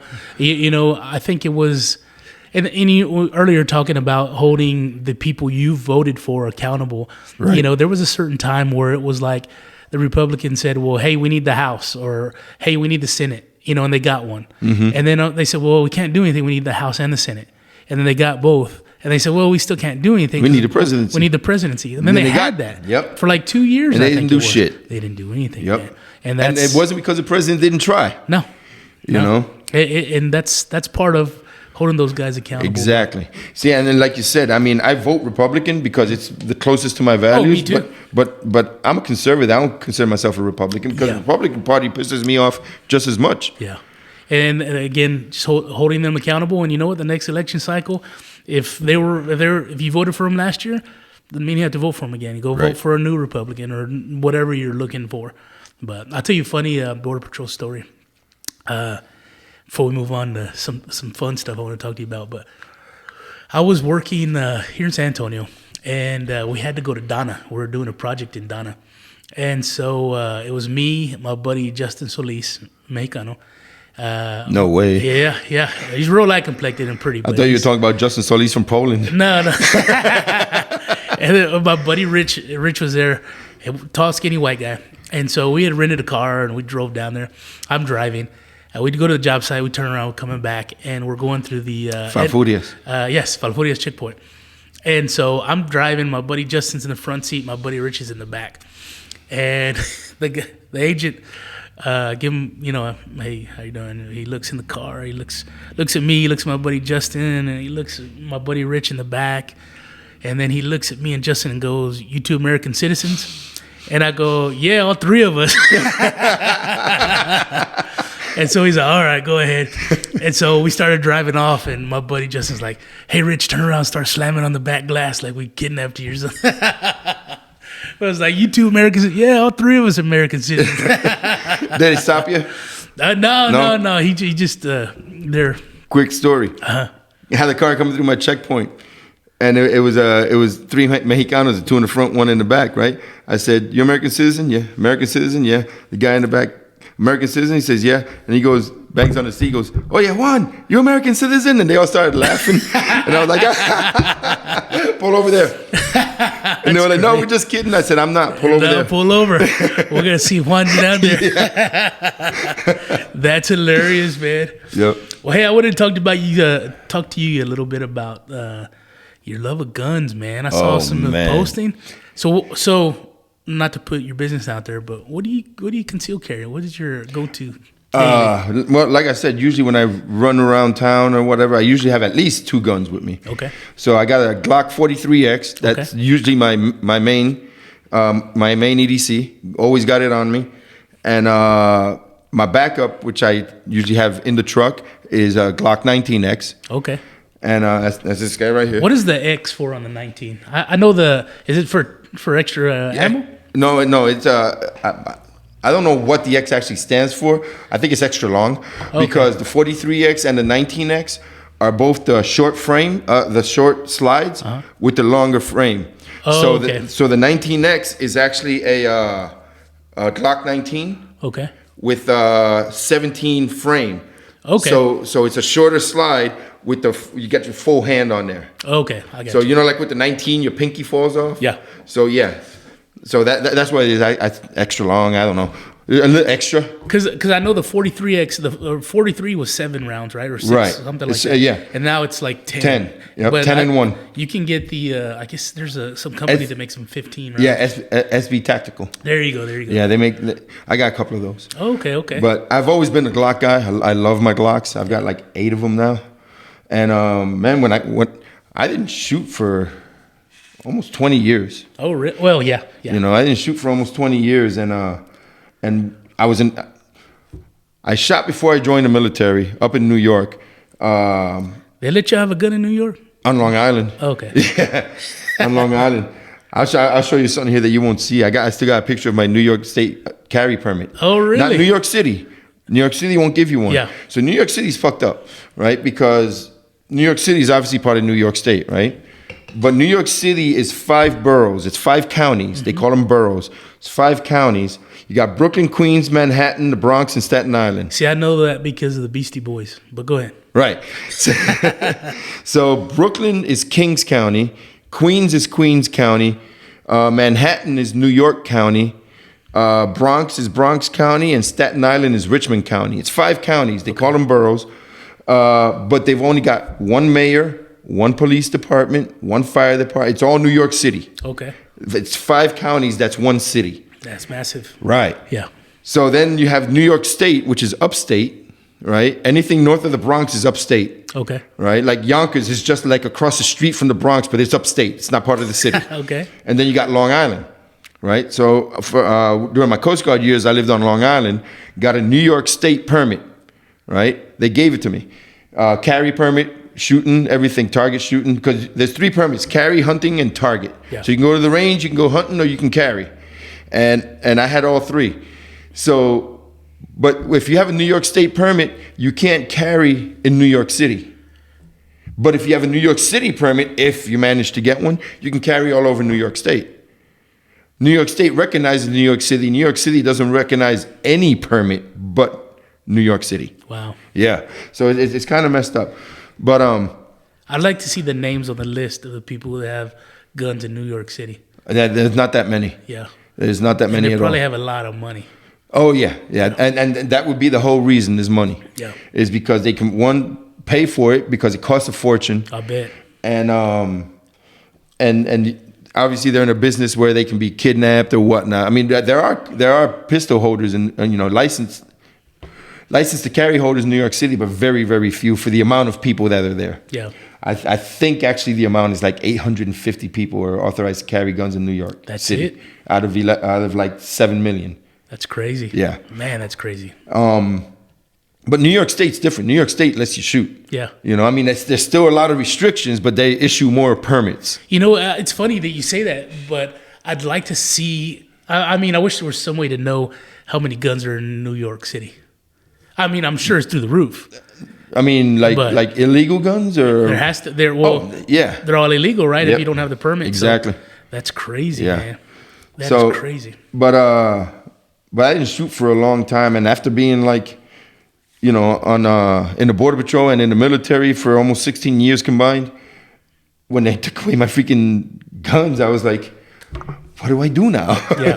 Yeah. I mean, it's something that I was good at, something that I enjoyed. I've been shooting since I was in the Cub Scouts. Yeah. But yeah, in the past year, I've amassed quite a few guns. It's an expensive hobby. It is. I actually bought a. Man, you're gonna make fun of me, but wait, should I say this? You bought a High Point, didn't you? No, You bought no. a fucking High Point. I bought something probably you're gonna make fun of me even harder for, but there's a company called Umarex, and they licensed HK's MP5, but for 22 long rifle. So I bought one yesterday. I actually follow this place in Corpus, the Sharpshooter, and I was at work and I was checking it out, and they posted it, and no more than an hour I called the guy and I paid for it. $500 or something like that. And so the reason I bought it was I have a good reason, so don't make fun of me yet. Okay.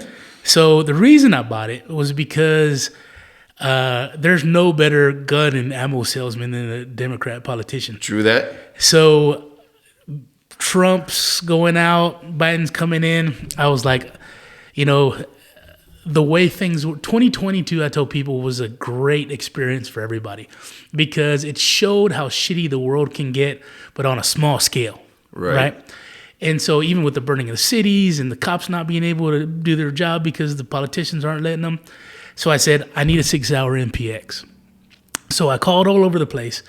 Nobody in San Antonio had one. Americana Arms and Beeville had it. So, man, I get anxiety, right? Because I was like, I got to have this gun.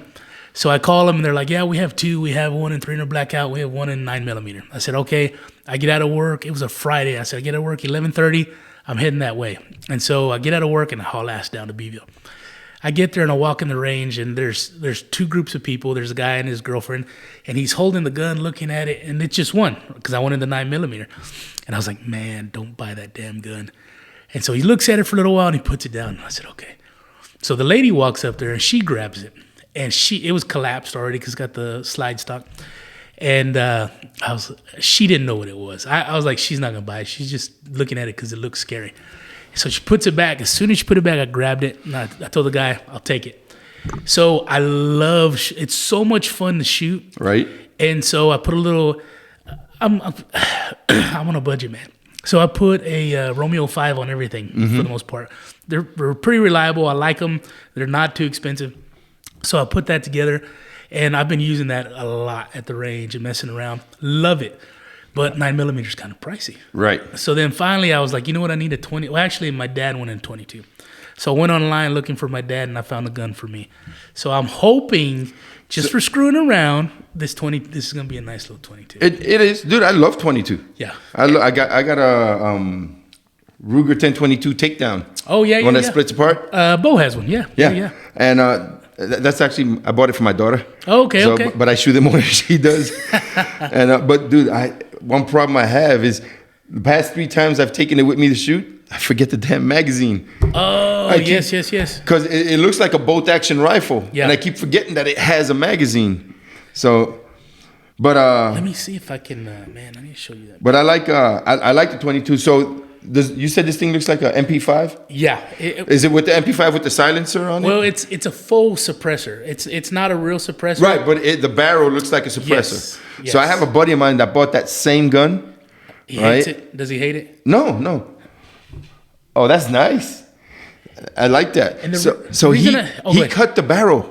Oh, did he? Well, he had it cut the barrel. Yeah. Right, and then applied for a tax stamp, and then threaded what was left of the barrel and put a can on it. So now it's a SBR 22. Oh, okay. And he did it legally because you can't buy one, but you can make one. Yeah. you know. No, the reason this is the other reason I got this. I love to take kids to shoot. I love taking people to shoot. So I wanted something that was long enough that if I needed to grab it, to control it from, one of the little ones or something, I'd have room to grab it. Right. They sell a shorter one, but doesn't have the stock on it. But man, that's nice. What is that? That's a Maxim Defense. That's nice. The 5.56? Yeah. Man, that's real pretty. That's tight, ain't it? You guys are missing out on these pictures, man. I'll post them on my Instagram. Some of them already are. I was always a hunting rifle kind of guy. Right. And so was Bo. And then one day he bought a Daniel Defense. I think it was a 5.56. I like Daniel Defense, man, but they're so damn pricey now. Super expensive. They didn't used to be. Yeah. They've gone up. They're literally, if my wife's listening, she's gonna be real upset. But they're like $2,000 a piece. Yeah. And so I bought a Daniel Defense 5.56 and a 300 blackout with the little arm brace. Yes. And so then after that, I was like, man, these are fun. But, every time you shoot it, it's a breakfast taco, right? And so finally I said, let me get this MPX. So I got that and the 9mm. And, man, I burned through 9mm. Yeah. So then finally I was like, you know what? I've got a ton of 22 because all I have is like a Marlin bolt action. And it's like 7 rounds, so, And so finally I was like, you know what, let me go buy this guy, and that way I can screw around with it a little more. And so I've got plenty of ammo and everything that I need, but hopefully this will be a fun little plinking something. So, dude, I'm after shooting one yesterday, I think I really want a CZ Scorpion. I've seen those a lot. Yeah. I've never shot one, and like when I see them, I'm like, they look cool, they just seem a little bulky. They're really comfortable. Are they? Yeah, they're badass. Shoot one. Have you gone to Armed in America up here? They're always trying to sell the CZ Scorpion, but really? It's literally right here off of 281 and 1863. It's just like another building or two down, but they usually have them. I like going there. They're pretty knowledgeable guys, but I'll go wherever I can find the gun, mostly because you know how that was for a while. You couldn't find anything. So after I got my pardon, it took the great state of Texas a whole 45 days to give me a license to carry. Oh, really? Yeah. and I put my paperwork in, and apparently I forgot to sign my form. And somebody contacted me from the handgun license. They're like, "Hey man, I've been following your case. Congratulations on your pardon. You didn't sign your form. Get it back." That's why it took 45 days. I got you. Get it back to me, and I'll make sure it gets run through myself. That's cool. So yeah, got it done, and I've been carrying ever since. Yeah, I really like the Glocks too. I think we have a Glock. I think it's a 19. My wife likes it too. And then I went and bought a FN 509, and that's comfortable. I did a podcast with a buddy of mine named Renee.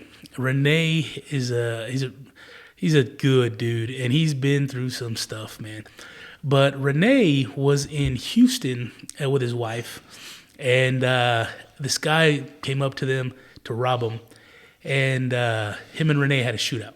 And Renee got shot in the forearm, got stuck in his elbow, and he typically said he would carry one in the chamber. He said, but he took it out to go register in the hotel.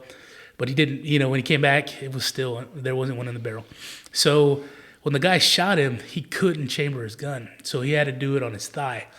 And long story, it's like a 3-hour podcast. That's why you carry one in the chamber, always. Yeah. And that was another reason that I was kind of like, well, the thing I liked about the FN509 was the grip in the I guess the texture, because I never thought about being shot, right? I never thought about being covered in blood or whatever. And so I started thinking about that, and then it's got the little tactical raised area on the back side, so you can do it on the car or your belt or whatever.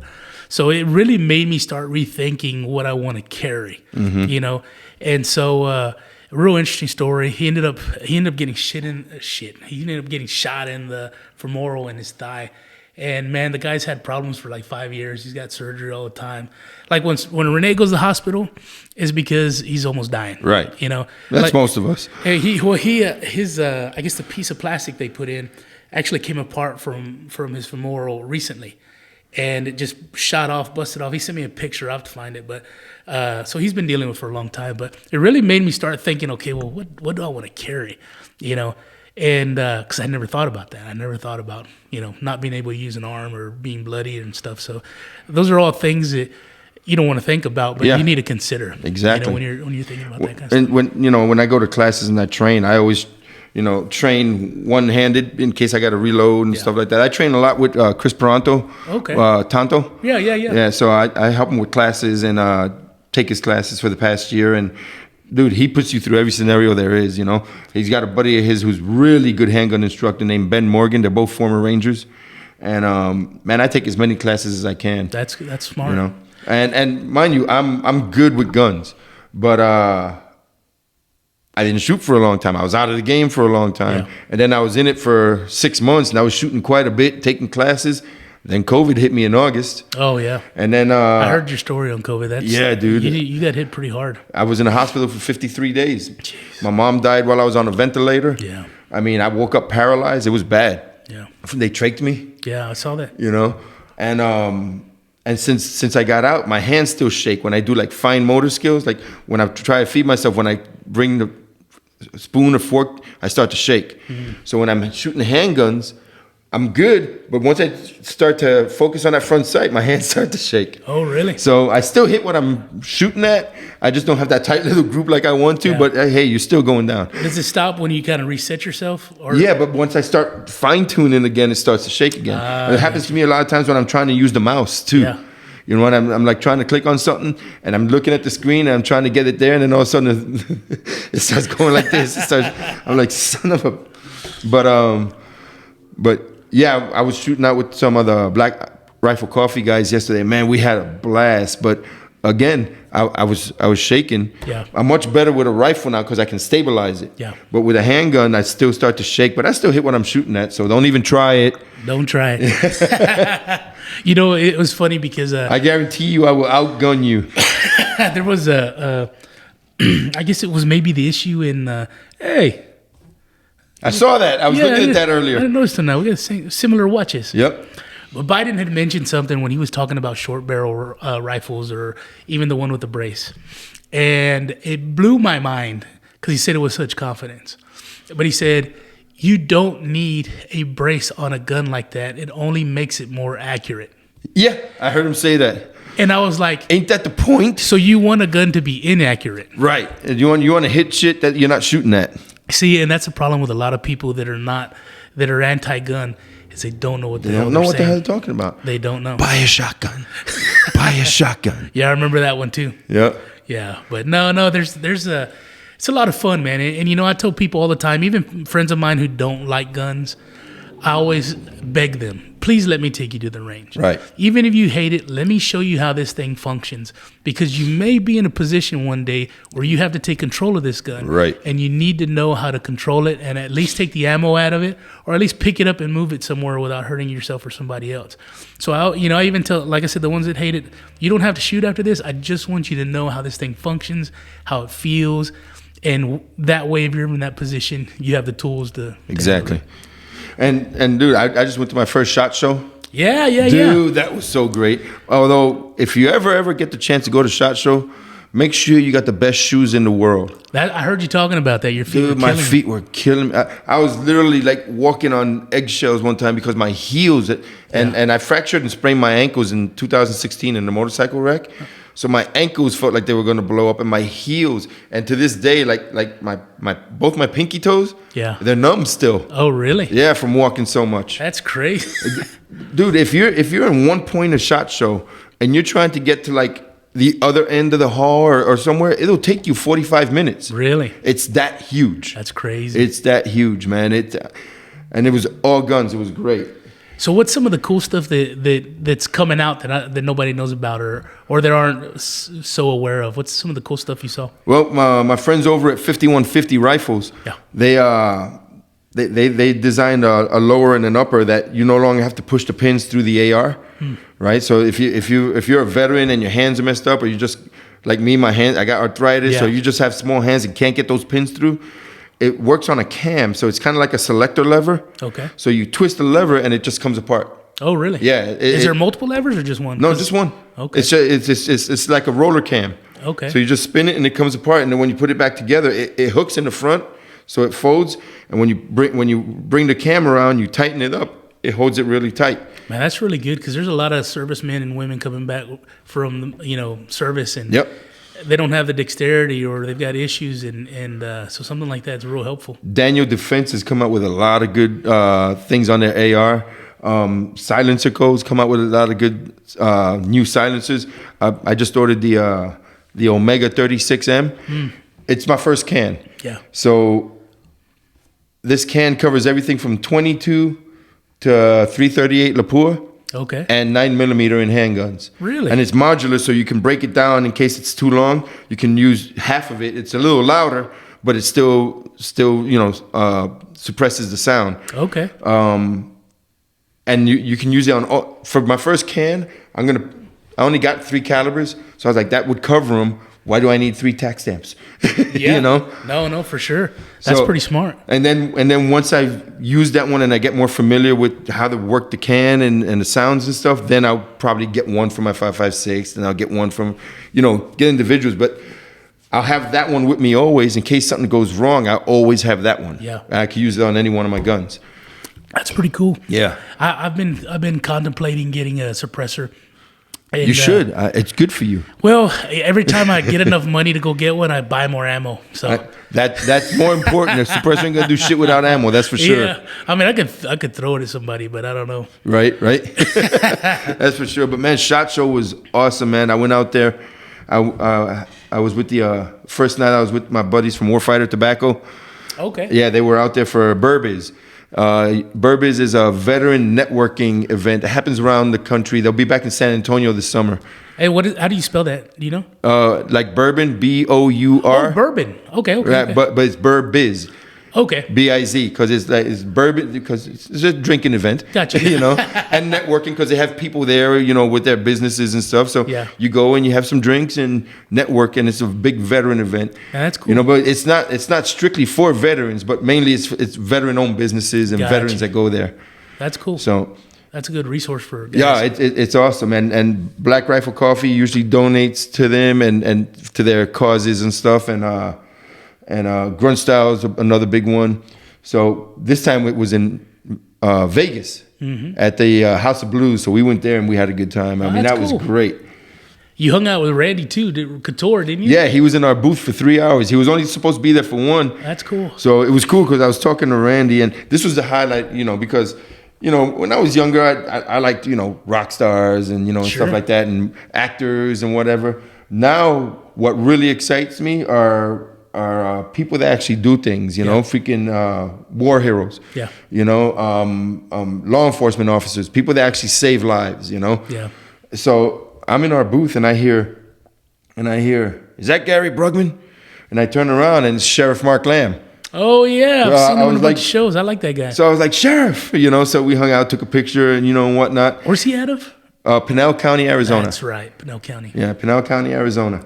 And because we've been following each other on Instagram since I got my pardon. Mm-hmm. So he congratulated me or whatever. And for him to say my name, I was like, yes. That's pretty cool, What's up, Sheriff? High five. Yeah, he's a cool dude. So I don't usually fangirl on people or whatever, because I've met so many people. I don't usually fangirl. Yeah. But when I met him, I was like, what's up, Sheriff? Yeah, that's pretty cool. You know.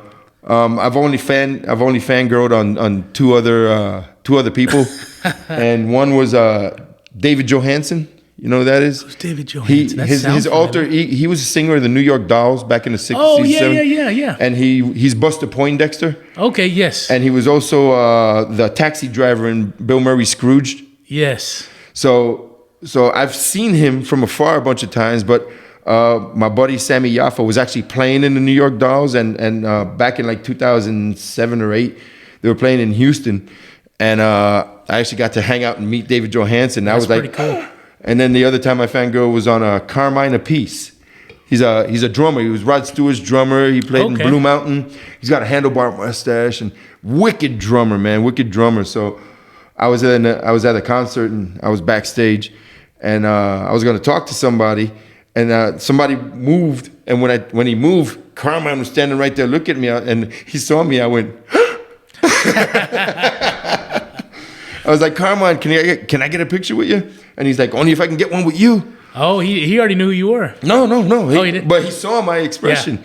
So I took a picture with him. He took a picture with me, and then later on at the luncheon, I was walking around with my tray. You know, because we were backstage. It was like a rock fest. Oh, okay. Right, like a bunch of bands all day long for 2 days and stuff. So he was like, Gary, come sit down. So it ends up he's from Brooklyn. So am really? I. And we ended up talking about arthritis. That's awesome, man. Yeah, that's pretty cool. Hey, well, speaking of like really expensive hobbies like guns and stuff.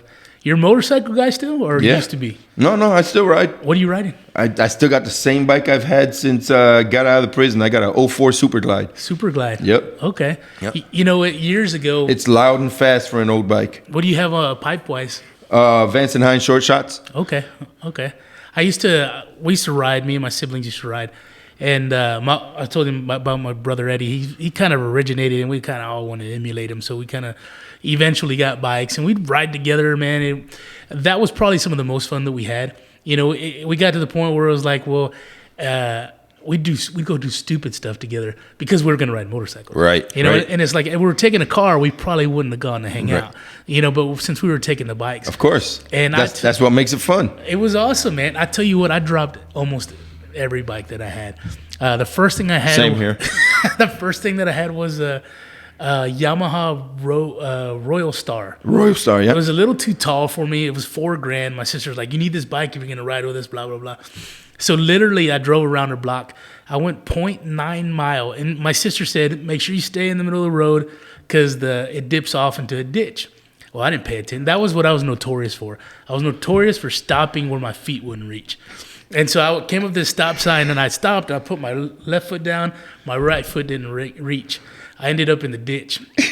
And I was so embarrassed. I picked up that whole bike, and I stood it up.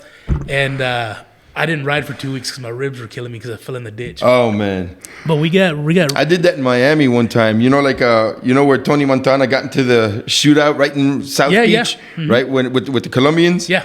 So I was riding there. The chainsaw? Yeah, right. I was there in the it was in the early 90s, and I was on my Harley, and I may have been a little tipsy. I neither deny or admit, right? Well, I think you're always a little tipsy when you ride. Bit, yeah. That's the whole purpose, is riding to a bar. So there was these 3 beautiful girls in bikinis in a convertible Mustang. Okay. And I pulled up next to them. I was like, hey, what's up, girls? I forgot to put my feet down, and I just fell right over. They laughed and threw a soda can at me. My wife got mad because I'm very spontaneous and I buy stupid stuff too quick. But that Royal Star, I was like, it's too tall. You know, my sister or my wife would ride with my sister. My wife would ride with my brother Eddie because she didn't trust me because I was always falling. The clutch was all curled from dropping it. So we go to Green Harley, and they had a Heritage. And so that was the most comfortable bike I ever rode because the motor's real low, everything's low. So like I'm short and fat, so I could stand up and like I was comfortable. The bike was so low. So she starts riding with me, and we go through. If you ever get a chance, in the springtime, there's a road called Willow City Loop. Where's that? It's up by what is that big rock that everybody climbs? Enchanted Rock. Enchanted Rock. It's up in that area.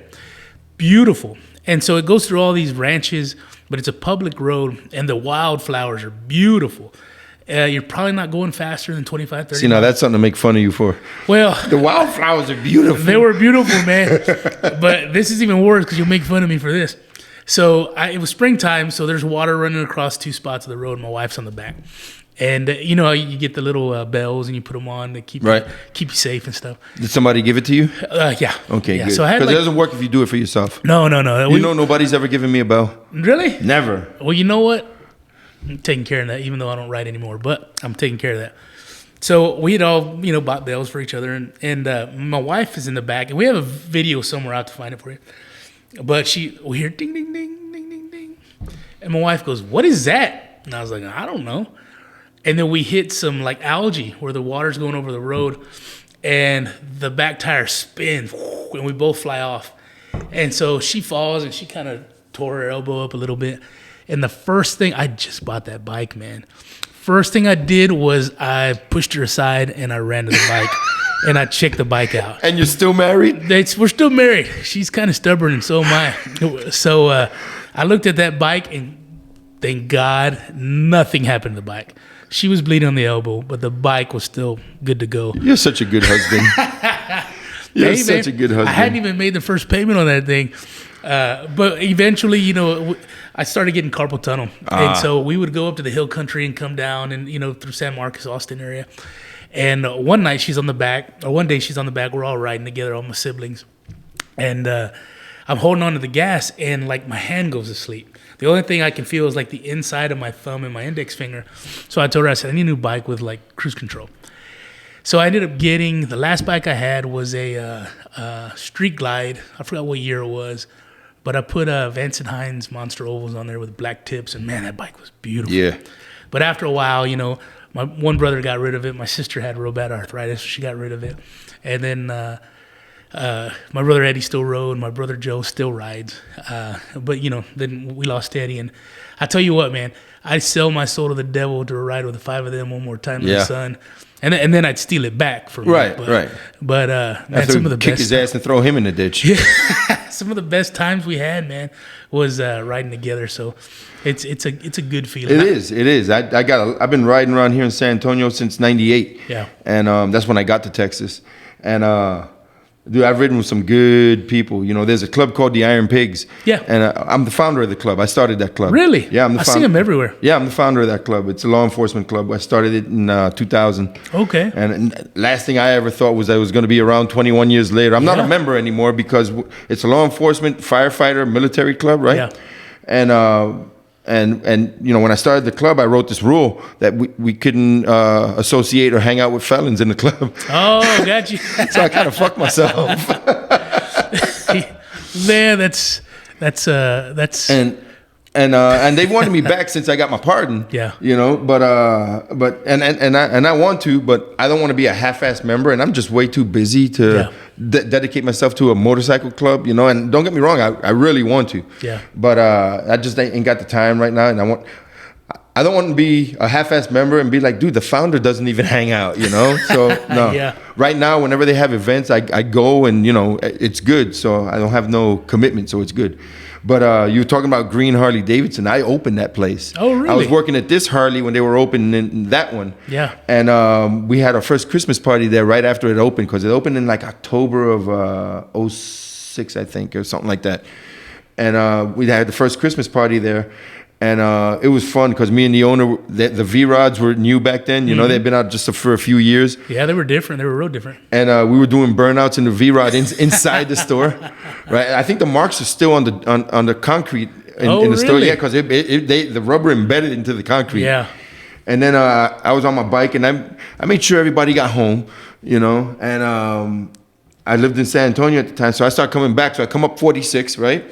And I bang a right onto 35 Access Road, and I'm in the left lane. It's 2 lanes, and I'm riding, and there's an exit ramp there, and it turns into 3 lanes, and then that left lane is the on ramp. So I look in my mirror, nobody's coming. I look over my shoulder, nobody's coming. I put my arm out, right, and I'm going, and as soon as I look forward, the 2 right lanes bend to the right. Oh, where that Taco Cabana used to be. Yeah. The 2 right lanes turn to the right, and I'm like, oh shit. So I hit the brakes, and I hit the front brake, back brake at the same time. My bike's going sideways, and the 2 tires hit the curb, and I flew off, and I go flying, and I tumbled and rolled and whatever, and I got up, and I was like, all right, I'm good. And I did a big circle. I was like, where's my bike? And when I look, it was still at the curb, but it was like where that tree is over there. It was like 30 yards, bro. Jeez. I went flying. And I was like, where am I? And I didn't know for a split second. Then at the time, you know where that Gold's Gym is at? Mm-hmm. In that shopping center? Yeah. That used to be a movie theater. Okay. So I saw the movie theater. I was like, okay, I'm in New Braunfels. Where's my bike? Oh. So I ran over, went and started picking it up. Handlebars were all bent and stuff, right? Oh. And these 2 girls pull up in the car, and they're like, oh, my God, are you okay? We just saw the whole thing. I said, yeah, no, I'm good. I said, I never make this turn. I said, I'm practicing. And they looked at me like in horror, bro. So I got on my bike, went into the parking lot, and I was calling my friends to see if there's somewhere I can go. But I had just got most of the people home, and they were all asleep and whatever. Yeah. So I was like, well, got to go back to San Antonio. So I rode back. Really? my bent handlebars. There's a guy named Albert, and I think Albert still works there. But, man, I loved working with Albert. Kind of spoiled me because I would literally text him while I'm at work, and I'd be like, hey, man, I want something new. And he'd be like, what do you want? And I'd give him a description. I'd send him my social security number. And so he'd send me like 3 pictures, and I'm like, I'll take the black one. And then he's like, okay. I said, and I would tell him, And you're still married? Oh, man. You know what? You need to talk to her about this stuff, not me. It's her problem. Oh, yeah, no shit. But you know, you're not for nothing. That's why I'm still single. But you know, Albert was amazing, man. Because I would tell him, I don't want to talk to anybody. I want to show up after work, sign paperwork, and get the hell out. Right. And he'd be like, okay.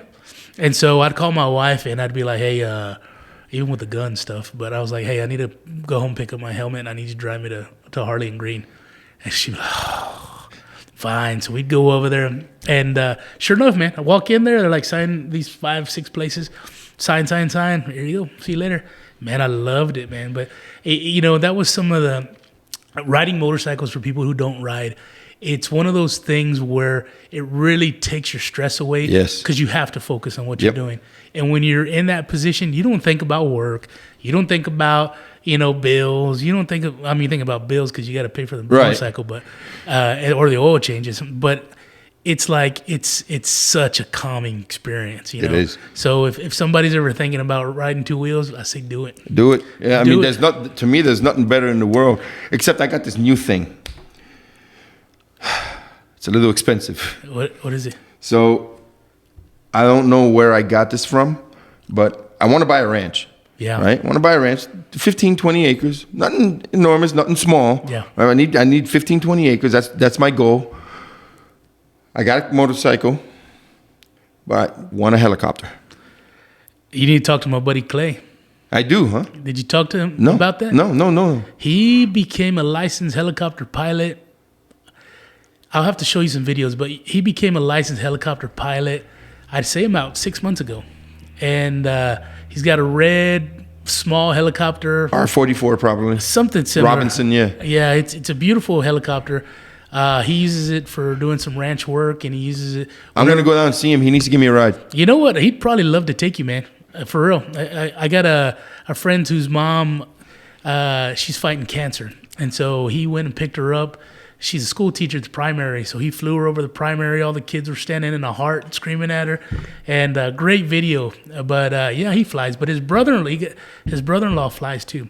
His brother-in-law's the shit, man. Yeah. I'll have to show you his Instagram here in a minute. But he basically corrals whitetail deer, and they shoot them with a net out of the helicopter, and then cowboys go and pick them up, and they relocate them to different ranches. No kidding. Man, he's got a hell of a job, man. Nice. But yeah, I'll show you that here in a little bit. But definitely, I'll have to hook you up with Clay. Yes. I need a helicopter. I haven't been in a helicopter in 20-something years. Oh, really? Yeah. I'll have to hook you up, man. So, real quick, before we wrap it up, what's in the future for you, man? You got any major plans? Or Ranch and a helicopter. Ranch and a helicopter, and the Gary Brugman podcast. But yeah, the podcast is going strong. You can find it everywhere, including iHeartRadio. It's on YouTube. It's on Rumble. I don't have all the episodes on Rumble because I like Rumble, but it's a pain in the ass to upload stuff.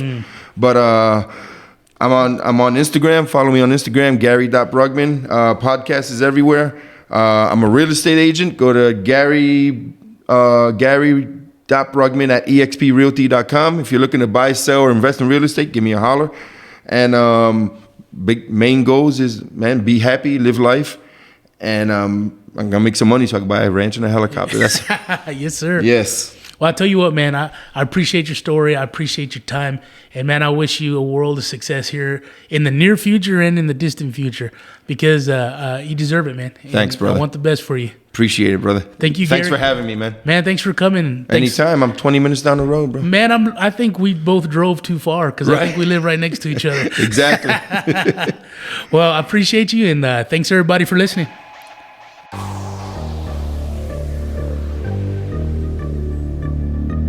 Thanks for listening to the Gabe Molina podcast.